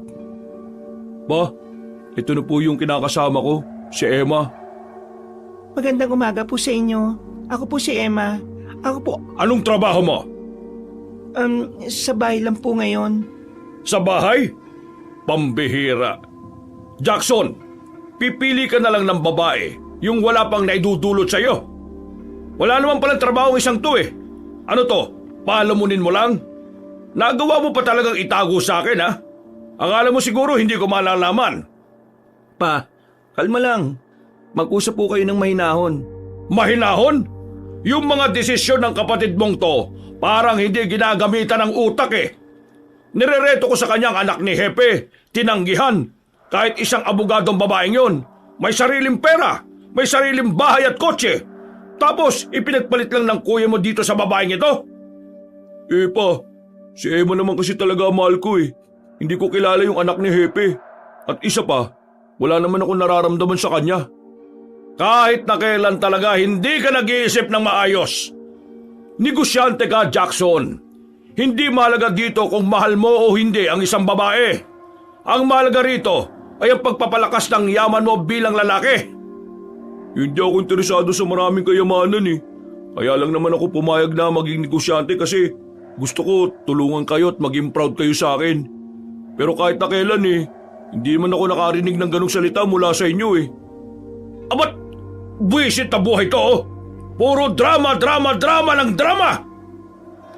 Mawalang galang na po. Pero hindi naman po yata tama na tingnan niyo po ako sa mababang paraan. Kahit na wala akong pera, kahit na hindi ako gaya ng anak ng hepe na sinasabi ninyo, meron pa rin naman akong dangal. Wala akong pakialam sa dangal mo. Ang mahalaga sa akin ay ang halaga mo at wala ka noon, iha. Kaya mabuti ba layuan mo ang anak ko? Hindi ka na mabagay sa kanya. Para sa akin isa ka lang parasite na walang alam kundi ang makinabang sa iba. Huwag po kayo mag-alala. Matagal ko rin naman pong balak layuan ang anak ninyo eh. Pero hindi ko lang po masabi sa kanya. Gagawin ko po yon kahit na hindi nyo sabihin. Emma, anong sinasabi mo? Huwag ka naman magbiro ng ganyan. Jack, hindi ako nagbibiro, seryoso ako. Nawawala na ako ng gana sa'yo. Lagi ka nalang busy, lagi kang wala. At wala kang lakas ng loob na ipakilala ko sa papa mo. Hindi mo pa ako ihaharap sa kanya kung hindi ka tatakutin. Pagkatapos eto, binabastos niya ako. Wala namang ganyanan. Sabi mo nga sa akin, may iba ka na ba? Oo, may iba na akong minamahal, Jack. Siya ang nagparamdam sa akin ng halaga ko. Kung mag-iiwalay na kayo bilisan nyo na para matapos na tong usapan na to. Buwisit! Hindi, dito pwede. Nag-propose na ako sa'yo eh. Malapit na tayong ikasal. Nag-ipon lang ako para enggrande ang kasal natin. Hindi yan totoo. Nagbibiro ka lang. Mukha ba ako nagbibiro? Hindi ako nagbibiro, Jackson. Sino? Sinong pinalit mo sa akin? Mas better ba siya sa akin? Mas matalino ba siya? Hindi siya kasing galing mo o kasing talino mo, pero mabuti siyang tao. Tumingin si Emma kay Emmanuel. Kinabahan ng binata dahil nakatingin na rin sa kanya si Jack at si Gordon. Noong mga sandaling yon, parang nararamdaman na ni Emmanuel na mabubunyag na rin ang kanyang tinatago. Anong ibig sabihin nito? Si Emmanuel, siya ang lalaking nagparamdam sa akin kung gaano ko kahalaga. Si Emmanuel, siya ang ipinalit ko sa'yo. Siya na ang bala kong pakasalan. Ano? Anong sinabi mo? Emmanuel, totoo ba sinasabi ng babaeng ito?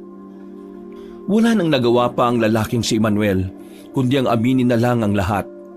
Kahit na kinakabahan sa maaring mangyari, ay nagsalita na lang din siya. Opo, totoong sinasabi ni Emma. May relasyon kaming dalawa at nagsasama kami sa isang bahay ng palihim. Matapos sabihin ni Emmanuel, ay agad na lumapit sa kanya ang kanyang kapatid at pinagsususuntok siya sa muka. Gumanti rin naman si Emmanuel. Sa isang iglap, nagkagulo na silang dalawa. Nagkanda basag-basag lahat ng gamit na nasasagi nila. Hindi sila inawat ni Don Gordon. Pinapanood lang silang magkasakitan. Napakawalang iya mo! Sinabi ko na nga ba na una pa lang, balak mo na talagang agawin sa akin ang lahat ng meron ako eh. Bakit? Dahil inggit na inggit ka kasi ako magaling at ikaw ang walang kwenta? Hindi ko kasalanan kung napunta siya sa akin kasi pabaya kang asawa. Hindi ako pabaya! Kailangan ko lang magtrabaho para sa kaming dalawa. Ikaw ang mag-aagaw. Tanggapin mo na lang na hindi na ikaw ang gusto niyang makasama kasi wala kang kwenta. Hindi yan totoo! Pinagsusuntok uli ni Jack ang kanyang kapatid hanggang sa dumugo na ang bibig ni Emmanuel. Sa puntong ito, dito palang umawat si Jaime, habang si Don Gordon naman ay napapamuran na lamang sa kanilang dalawa. Hindi ako makapaniwala na handa kayo magpatayan ng dahil lang sa babaeng yan. Hindi ko kayo pinalaki para lang paghirapan ang isang taong sobrang dali namang makuha dahil halos walang halaga. Magdahan-dahan ka sa pananalita mo, Don Gordon. Ano sinabi mo? Mayaman ka lang, pero wala kang halaga sa mundong ito. Dahil sarili mo lang ang iniisip mo. At dahil sa kasakiman mo sa kayamanan, wala kang pakialam kung may buhay na mawawala. Anong karapatan mo magsalita sa akin ng ganyan? Isa ka lang hampas lupang babae sa paningin ko! Tandaan mo, Don Gordon, hindi mo madadala sa hukay ang kayamanan mo. At ang lahat ng kasamaan mo sa mundong ibabaw ay may karma katapat. Kaya kabahan ka na sa paparating na karma sa'yo. Ha! Ang kapal ng mukha mong babae ka! Lumapit si Don Gordon sa babae at saka sinampal ito ng malakas. Pero nanatili lang na nakatayo ang dalaga. Nagulat naman ang magkapatid sa ginawa ng kanilang ama. Bakit mo siya sinampal? Nababaliw ka na ba pa? Mabuti na nga lang at sinampal ko lang siya eh. Kung ako napuno, baka naging abo na rin ang isang yan. Babae si Emma pa. Hindi mo dapat siya sinasaktan. Malagay siya sa... Wala akong pakialam! Sinaktan mo si Emma? Sinaktan mo siya? Napakasama mo! Ang sama mong tao! Bigla na lamang lumusob si Jack kay Don Gordon. Sinuntok ni Jack ang kanyang ama. Pero agad din naman itong naawat ng mga tauhan. Si Jack naman ang pinagbubugbog ng mga yon. Ha! Ang kapal ng mukha mong dampian ng mukha ko! Dalhin nyo sa Bartolina ang isang yan! Pero bago yon, bugbugin nyo yan! Huwag nyong papatayin ha! Iparamdam nyo ng paunti-unti ang sakit at kirot sa kanya nang magtanda! Kinaladkad ang lalaking si Jack, habang si Emmanuel naman ay nanahimik na lang sa gilid. Hindi niya alam ang kanyang gagawin. Naguguluhan siya kung ipagtatanggol niya ba si Emma o mananahimik na lang sa takot na matulad kay Jack. Lumapit sa kanya ang ama. Tumingin sa kanya ito na matalim at sunod na tiningnan ang babaeng si Emma. Hindi pa tayo tapos, babae ka! Talagang hindi pa tayo tapos, Don Gordon. Naglakad na lamang pali si Don Gordon. Hinawakan ni Emmanuel ang kamay ng babae, pero hindi yun tumugon sa kanya.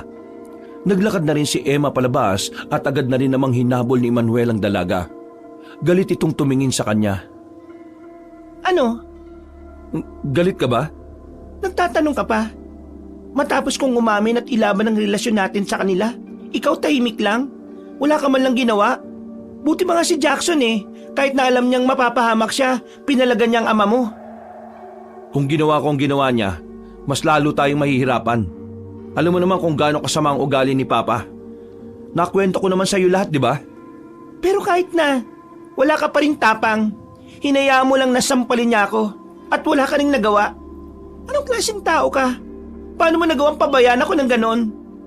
Emma naman, makinig ka nga muna kasi sa akin. Hayaan mong ipaliwanag. Hindi na! Wala ka nang dapat na ipaliwanag. Itigil na natin to. Anong sinabi mo? Ayoko sa taong hindi naman ako kayang protektahan sa ama niyang demonyo. Emma naman. Bahala ka na sa buhay mo!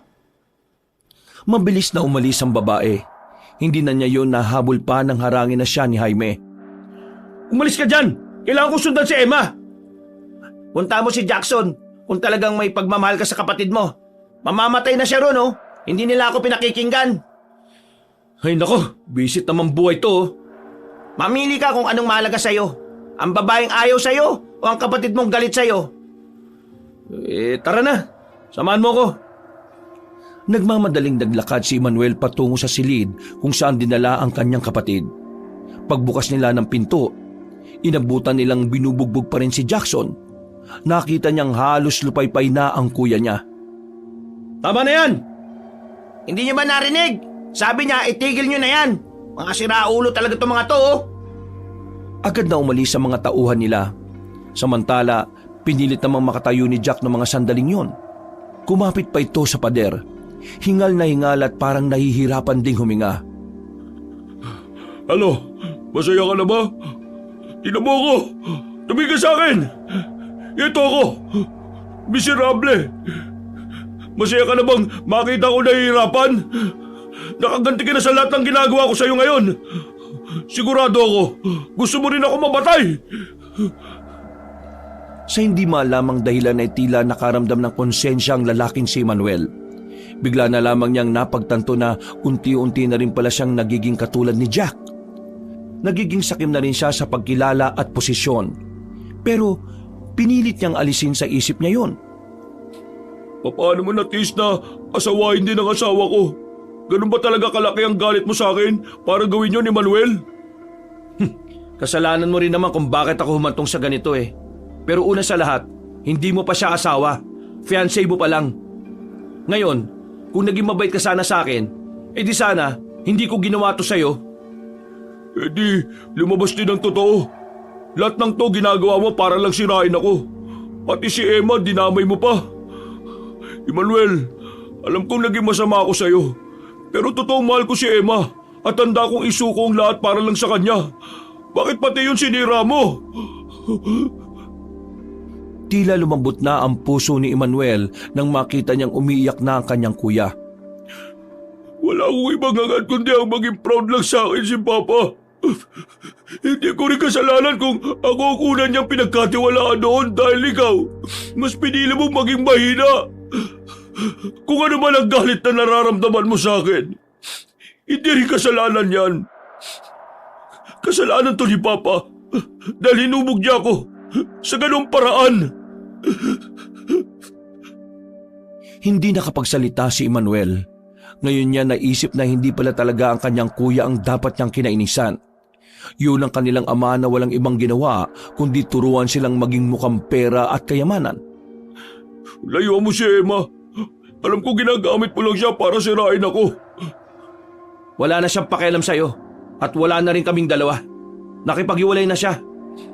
Ang babaeng yun, hindi ko alam kung minahal niya nga ba talaga ako. Pero wala na akong pakialam. Ang mahalaga sa akin hindi siya mapunta sa'yo. Kailangan mo na madala sa ospital para mas madaling gumaling ang mga sugat mo. Hindi! Hindi ko na kailangan ng ospital. Mga mahihina lang ang nagpapa-ospital.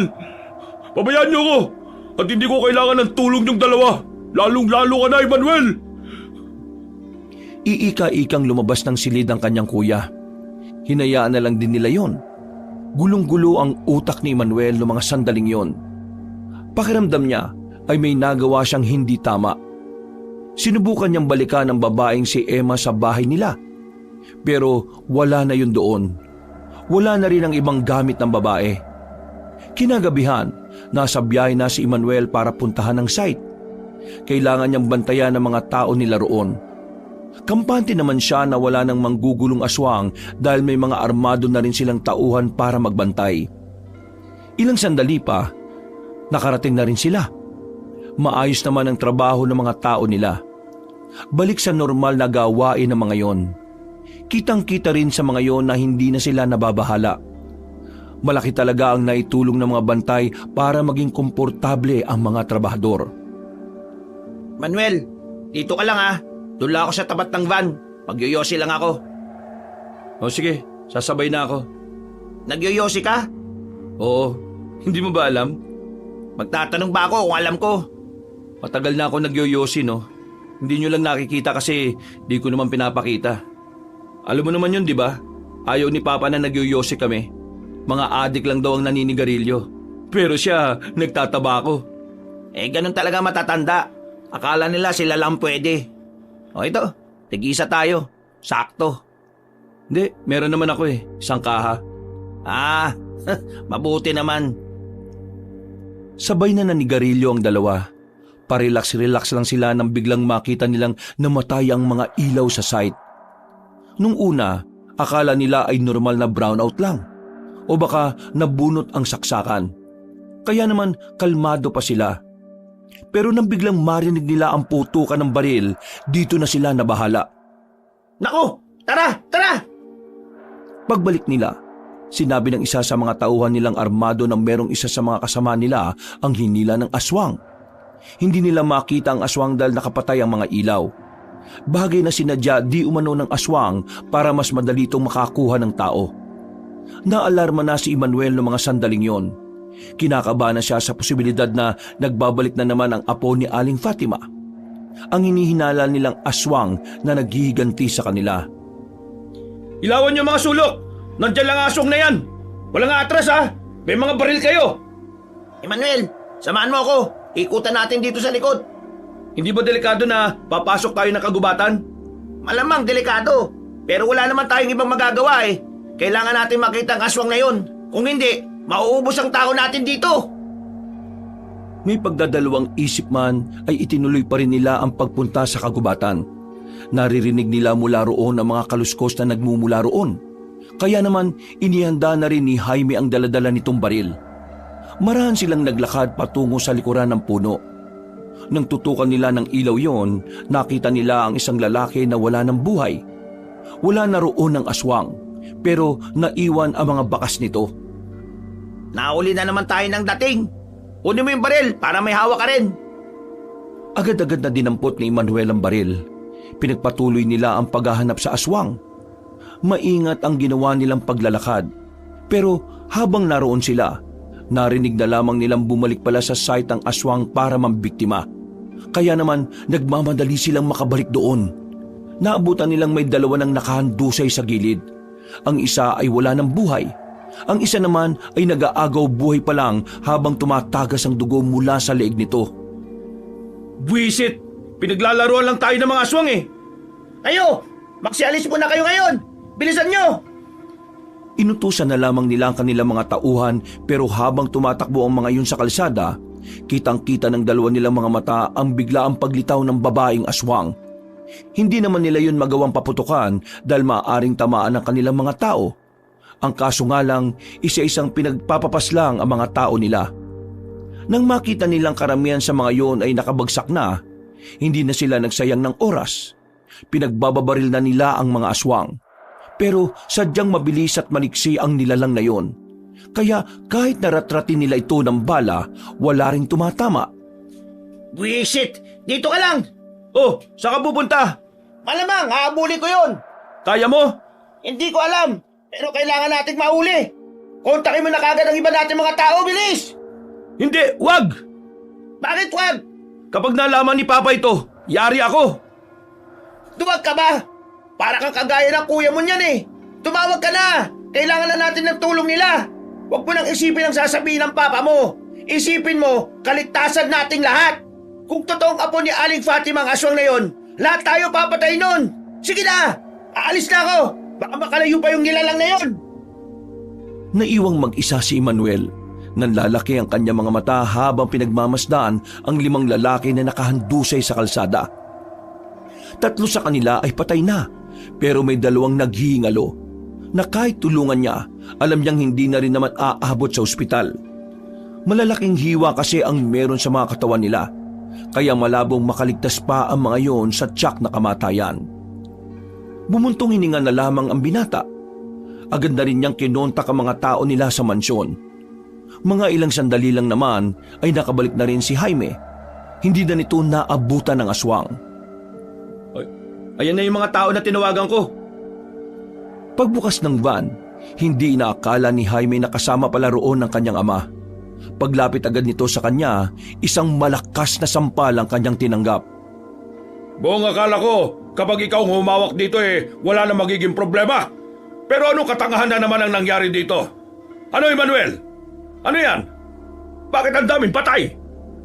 Anong silbi ng mga taong nakadistino dito na binigyan ko pa ng mataas na kalibre ng baril? Mabilis ang aswang pa. Matalino siya. Pinatay niya ang ilaw para mahirapan kaming makita siya. Hindi siya basta-basta pa. Hindi siya kagaya ni Aling Fatima. Mas mabilis yun. Mas malakas. Wala akong pakialam kung mas mabilis o mas malakas siya. Ang sinasabi ko, patayin niyo kapag nandyan na. Imposibleng wala kayong binatmat sa aswang na yon. Kayo ang tao. Aswang lang yon. Mas may isip kayo sa nilalang na yon. Sinasabi ko na nga ba wala ka rin pinagkaiba sa kuya mo. Ay nako, ang birang buhay to. Malas talaga ako sa mga anak. Kung alam ko lang na magiging perwisyo kayo, edi sana hindi nyo na kami binuhay. Yung bang sasabihin mo, Papa? Ha! Natututo ka na rin sumagot sa akin ngayon, ha? Di totoo nga sinabi sa akin ni Kuya Jackson. Wala kang pakialam sa mga anak mo. Ginagamit mo lang kami para sa pansarili mong interes. Oo! Dahil yun ang kapalit ng magandang buhay na ibinibigay ko sa inyo. Ano? Magandang buhay? Magandang buhay na pala to para sa inyo? Manahimik ka, Emmanuel! Huwag mo kong simulan. Baka hindi ako makapagtimpi sa'yo. Palalagpasin ko tong kapalpakan mo. Pero bumawi ka. Tandaan mo, maiksi lang ang pasensya ko. Isang kapalpakan lang ang tinatanggap ko. Mga bata, kunin niyo ang mga bangkay na yan. I-dispatchan ninyo. Bahala na kayong magsabi sa mga pamilya ng mga tao kung ano nangyari sa kanila. Agad na bumalik sa van ang matandang lalaki. Nakasarado naman ang kamao ni Emmanuel noong mga sandaling yon. Pero wala naman siyang magawa. Sinubukan na lamang niyang ikalma ang kanyang sarili. Umuwi na lamang din sila sa mansyon at tinayaan ng mga tauhan ng kanyang ama ang maglinis ng mga kalat nila. Tulala at tanging alak na lamang ang naging sandalan ni Emmanuel noong mga sandaling yon. Patong-patong na ang iniisip niya. Una, nakipaghiwalay na sa kanya si Emma. Kung tutuusin, hindi naman siya apektado dahil ginagamit lang naman talaga niya yon. Pero sa kanya lamang napagtanto na parabang mahalaga na rin sa kanya ang babae. Pangalawa, sa nakasiksik sa utak niya ay kung papaano nila pupuksain ang aswang. Hanggat kasi nabubuhay ang mga aswang na yon, palaging maabala ang pagsasagawa ng sabungan. Sakit sa ulo, no? Ganyan ang nararanasan ng kuya mo nung siya pa ang pinagkakatiwalaan ng ama ninyo. Ngayon siguro naiintindihan mo na kung bakit takam na takam siya sa pagkilala ni Don Gordon. Kasi sa sobrang hirap ng mga pinagagawa sa inyo, parang masaya ka na kung pupuruin kayo ng sarili niyong ama eh. Teka, kanino ka ba talaga kampi? Sa akin o sa kanya? Wala naman akong kinakampihan kahit isa sa inyo mula pa sa umpisa. Makalipas pa ang ilang araw, hindi na nga bumalik pa ang kanilang trabahador. Ang aswang naman patuloy pa rin sa pambubwisit sa kanila. Nambibiktima pa rin ito ng kanilang mga tauhan. Paisa-isang bumabawa sa mga tao nila nang hindi nila namamalayan. At dahil sa mga pangyayaring ito, nakaramdam na ng pagkaalarma si Don Gordon, kaya naman mas dinamihan pa nito ang mga tao na kinukuha niya. Visit na aswang na yan. Bakit ba ako pinipesten yan? Gusto niyo pong malaman kung bakit? Magsasalita ka na naman. Kagagaling mo lang sa bugbog. Gusto mo ba masaktan ka uli? Wala naman ng silbi ang buhay kong ito eh. Kaya kahit na mabugbog ako o mamatay, wala na akong pakialam. Alam mo kung bakit ka pinipesten ng aswang? Kasi pinatay mo yung lola niya. Emmanuel, ano bang sinasabi ng siraulo mong kuya? Huwag kang sasagot, Emmanuel. Ako magpapaliwanag sa kanya para hindi siya agad maniwala. Para magulo utak niya. Abat, tarantado ka talaga. May apo si Aling Fatima na isa ring aswang. At ang babaeng apo niya ang pumapatay sa lahat. At siya rin ang aswang na papatay din sa iyo, Papa. Ngumiti ng nakakaloko si Jack. Bumakas naman sa ekspresyon ng mukha ni Don Gordon ang pagkabahala. Tila ba naapektuhan ito sa sinabi ng panganay na anak. Pero si Jack, tila walang balak na tumigil na sirain ang gabing yon para sa kanilang ama. Hindi lang si Aling Fatima ang aswang dito sa atin. Kung tutusin, marami siguro sila. Pero itong apo lang niya ang pumipeste sa'yo. Papa, gaganti siya sa atin. At lahat tayo mamamatay. Lalong-lalo ka na. Kapag namatay ka, lahat ng yaman mo, hindi mo madadala sa langit. O kahit na sarili mo, hindi mo madadala sa langit. Alam mo kung bakit? Kasi mas masama ka pa sa masamang damo. Marami kang pinapatay para yumaman. Manahimik ka kung ayaw mo masaktan. Anong manahimik? Anong masaktan? Wala na akong pakialam kung masasaktan ako. Dahil pare-pareho naman tayong mamamatay lahat eh. Alisin nyo nga sa harapan ko ito. At baka mapatay ko lang ang hinayubak na ito. Pa, ihanda mo na sarili mo. Ako kasi handang-handa na eh. Handang-handa na ako mawala sa mundo. Kasi wala naman ako maiiwan eh. Walang mawawala sa akin. Wala akong panghihinayangan. Ikaw, marami kang maiiwan sa mundong to. Kapag namatay ka, lahat ng pinaghirapan mo, wala na!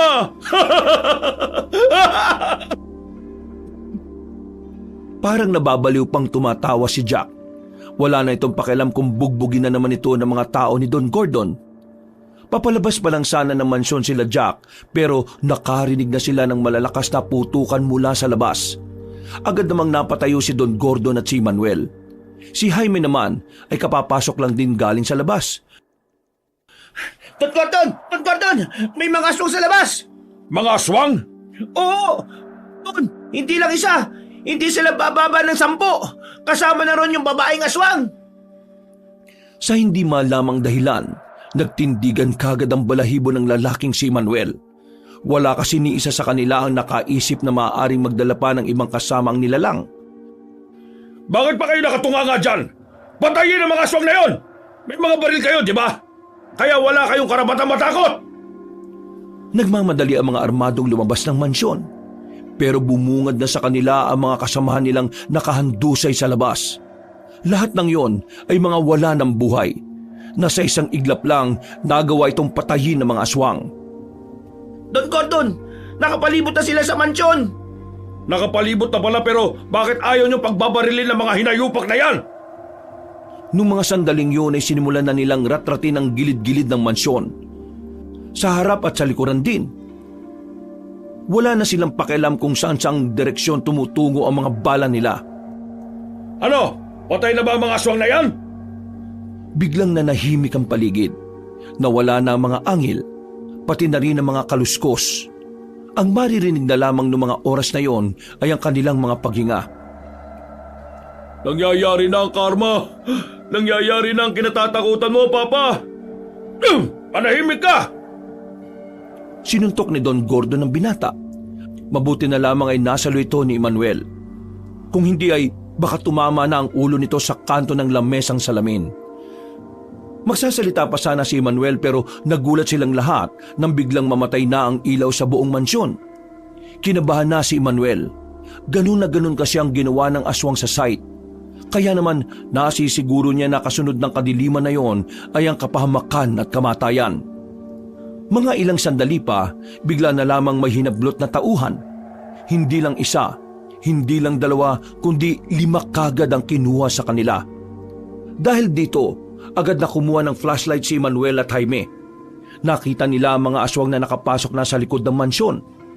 Buti na lamang ay nabaril at natamaan nila yon. Don Gordon, halika na! Dito tayo dadaan! Kailangan natin tumakas! Bakit tayo tatakas? Duwag ba kayo? Mas marami sila sa atin pa! Wala nang nagawa pa ang matandang lalaki. Hindi na rin ito nagmatigas lalo na nang makita nilang nakapasok na ang mga aswang. Pinagpapapas lang ang lahat ng nasa loob. Kahit ang mga kasambahay na walang kamalay-malay ay nadamay na rin. Windang na windang si Manuel. Hindi niya inaasahan na sisiklab ng ganon ang galit ng mga aswang. Pasok! Pasok, bilis! Agad na pumasok sa loob ng van si Don Gordon.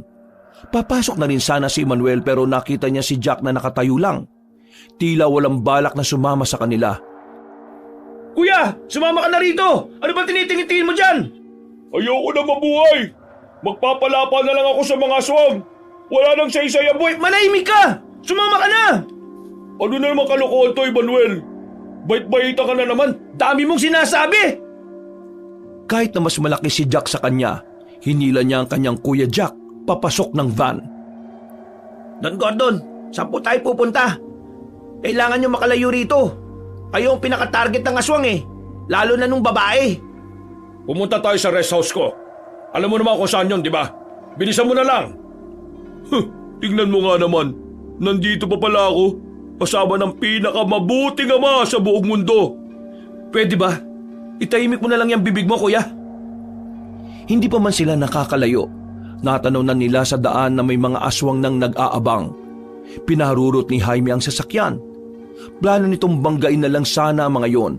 Pero laking pagtataka nila nang pumutok lang ang gulong ng sasakyan. Muntikan pa silang maaksidente nang gumewang-gewang ang van. Pinaputok nila ang gulong natin! Labas ka agad! Labas! Mabilis nilang nilisan ang sasakyan. Pagtingin nila sa kanilang likuran, nakita nilang nakasunod pa rin ang mga nilalang. Hila-hila naman ni Emmanuel ang kanyang kuya na mukhang sinasadya lang na maging pabigat sa kanila. Sa kakatakbo nila, meron silang narating na nakasaradong warehouse. Sinubukan nilang makapasok doon. Pero nabigo sila. Nagtindigan na lamang ang kanilang balahibo nang malamang nasa likuran na nila ang mga aswang. Mga lintik! Pero ang mas kinagulat nilang lahat ng mga sandaling yon ay ang paglitaw ni Emma sa eksena. Nagtataka si Emmanuel, pati na rin si Jack. Kasama ng dalaga ang mga aswang. Emma, anong ibig sabihin nito? Bakit kasama mo ang mga halimaw na yan? Hindi ba halata na kabilang ako sa kanila? Ibig ba nitong sabihin, ikaw yung apo ni Aling Fatima na si Ellie? Ako ang apo ng matandang pinatay nitong si Don Gordon. Oo, ako yon. At ako ang sisingil sa kasalanan ng ama ninyo. Umami ka nga sa akin. Lahat ba ng pinakita mo sa akin hindi totoo? Minahal mo rin ba ako, Emma? Minahal? Paano ko mamali ng anak ng taong pumatay sa lola ko? Wala akong nararamdamang pagmamahal sa'yo. At kahit sa'yo din, Emmanuel. Ginawa ko lang ang lahat ng yon para magkagulo kayo at mag-away-away. Oh, tingnan nyo na. Ginago lang kayo ng babaeng yan. Kayo kasi, mahihilig kayo sa mga walang kwenta. Yan ang napapalaan nyo. Manahimik ka! Ngayon na ang tamang panahon para magbayad ka, Don Gordon. Pagbabayaran mo ang ginawa mo sa lola ko. Biglang namatay din ang ilaw sa tapat ng warehouse. Sa isang iglap lang, nahablot na ng mga aswang ang kanilang ama. Kahit na magmakaawa ang matandang lalaki, hindi yun pinakinggan ni Emma. Sila Emmanuel naman, hindi na rin nakialam. Hinayaan na lamang nilang lapain ng mga aswang si Don Gordon. Tulungan niyo ako! Tulong! Mga anak ko! Tulong! Jaime!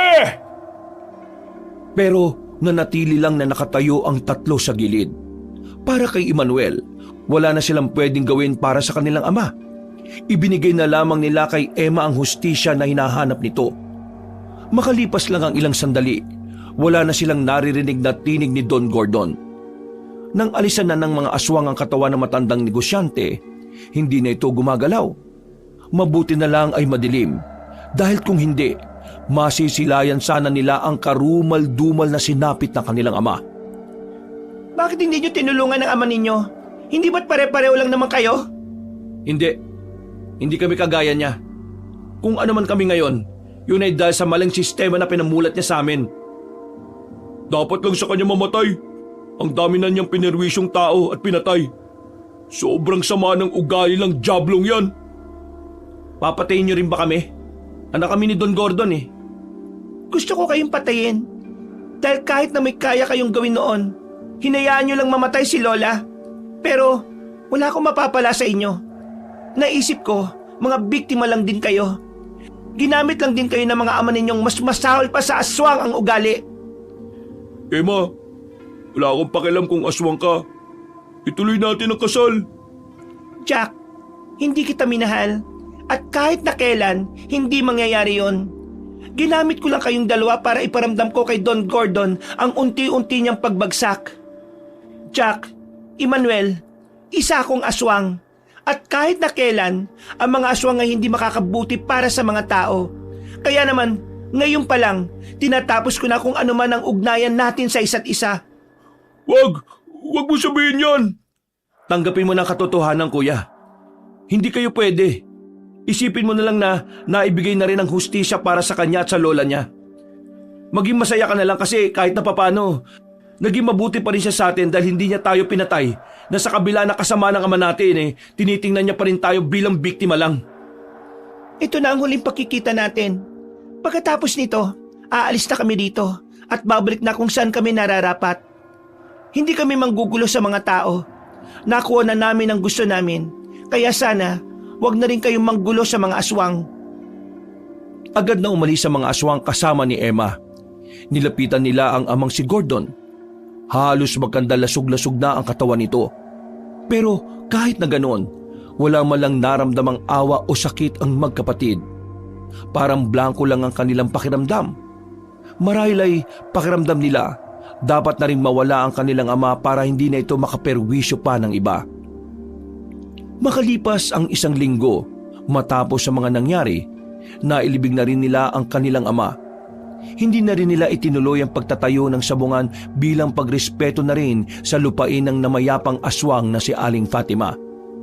Samantala, unti-unti namang nagkakasundo na sina Emmanuel at Jackson mas nalinawan na sila. Mas napagtanto nilang mahalaga ang isa't isa. At dahil wala naman na silang yaman na kinuha mula sa ama, nagsimula silang mamuhay ng hindi nakadepende sa pera ni Don Gordon. Mas pinili nilang tumayo sa mga sarili nilang mga paa. Ayos na to. Igatong nyo na to. Sarapan mo luto ah. Ako pa ba? Emmanuel, Oh, bakit kuya? maraming salamat ah. Ha? Salamat saan? Kasi tinanggap mo pa rin ako kahit ang sama ko sa'yo doon. Ako nga rin dapat magpasalamat sa'yo kasi kahit na ginantihan kita, tinanggap mo pa rin ako. Siguro, magsimula na lang tayo ulit.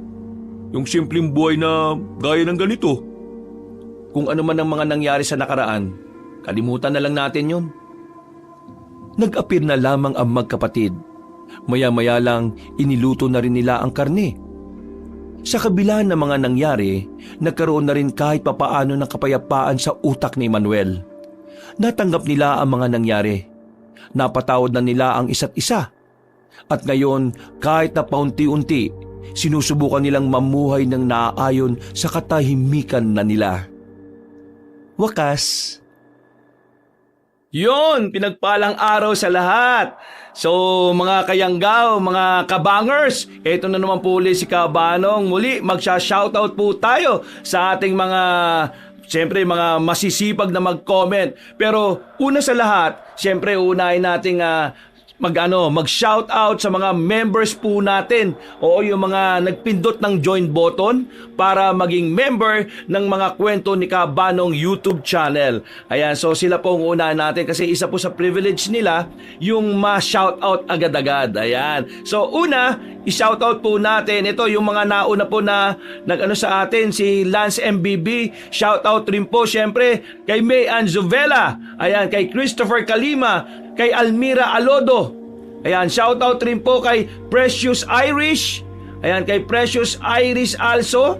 Siyempre, shoutout rin po kay Josephine Barrientos, kay Noel Reyes, kay Shaolin Your Love, kay Lynn Kalayag, kay Akala Carmi, kay Kaloyal Kualas Dimols, kay Mark Hill, kay Myla Lutino, kay Trina Santos, kay Jomar Villarde Atamosa, kay Grace Gale, kay Anjo Pesiao, kay Cathy Sioko, shoutout rin kay Bay Mangtas, kay Larina Fuentes, shoutout kay Jordan Villar, kay Milrose Dimate, kay Let's Cook and Stroll, and shoutout rin po kay Emma Cabalquinto, kay Floresa Filayo, kay Ruben Stainless Steel Fab, kay Yami Alminario, kay Rose Alday, kay Josephine Aledo, and kay The Traveler.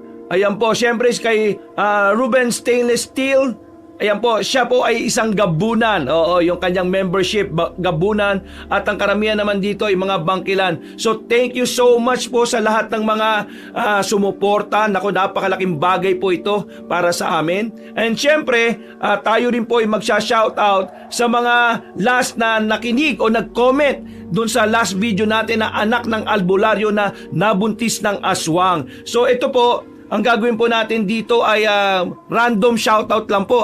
So kung sino po yung mapili natin, yung mga nauna o yung mga nahuli o nasa gitna. So random po ito. So shoutout po kay Mary Melanie Benedictos. Ayan, and shoutout rin po kay Charita Dakles. Ayan, and syempre kay Ramil Fariolin. Ayan, galing po sa Bacoor, Cavite. Kay Michelle Okumura. Yan, hello po. Parang Japanese yung kanyang pangalan no? Kay Rosie Calweng. Ayan, hello po. Shoutout rin po kay Pearly Cheryl Riyad. Yan, hello po. Shoutout rin po kay Shane Castro from Japan, Tokyo, Japan. Wow. And kay Joselito Besiata. Hello, shoutout rin po kay Ami Pakana. And shoutout rin po kay Princess Rocker from Riyadh po ito. Grabe galing pa sa Riyadh. And siyempre kay Gonding Tawakal, shoutout rin po kay Ravin Tenison. Ayan, from SJDM. Ayan, sa Sapampalay, Bulacan. Ayan, kay shoutout rin po daw kay Lola Feli. Hello po. Shoutout po sa inyo. Then kay Jessica Rojas from Kuwait. kay Joy, ayan, mapagpalang araw daw, sabing ganun, napaka-entertaining ng ating kwento. Kay Sydney Crosswind, and kay Dolores Dubai, ayan, sabi po dito kay Darlene at kay Marshall, lagi po kasi silang nakaantabay, shoutout po from Dubai po sila. Then kay Salvador Soriano, ayun, sabi niya may part 2 daw nung anak. At eto po, sabi po kay Roxanne Manumpol, ayan, lagi po daw siyang nakikinig, nakakawala ng pagod. So from Saudi Arabia po ito, grabe And syempre shoutout po sa lahat ng mga OFW team. Yan, ang mga nakikinig po, saan man kayo sa panig ng mundo. Then kay Akira Aira, ayan, sa Riyadh naman po ito, Saudi Arabia nang galing. Kay Palaboy ng Dubai, ayun, very, po ito, Dubai galing.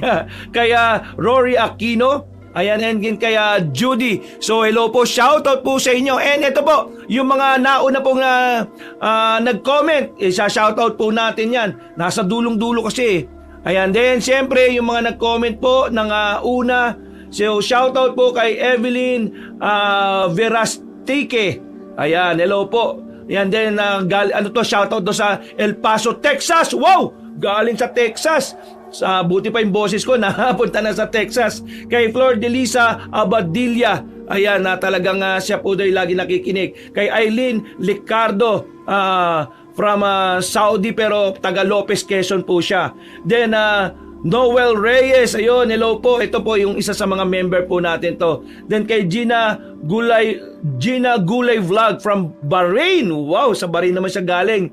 Kay Olan Bation, ayan, mula sa Antipolo City. Kay Mira Larin Bation at kay Matt Daniel Bation, lagi po daw silang nakikinig. Then siyempre kay Cynthia Bilarmino, shoutout po sa inyo.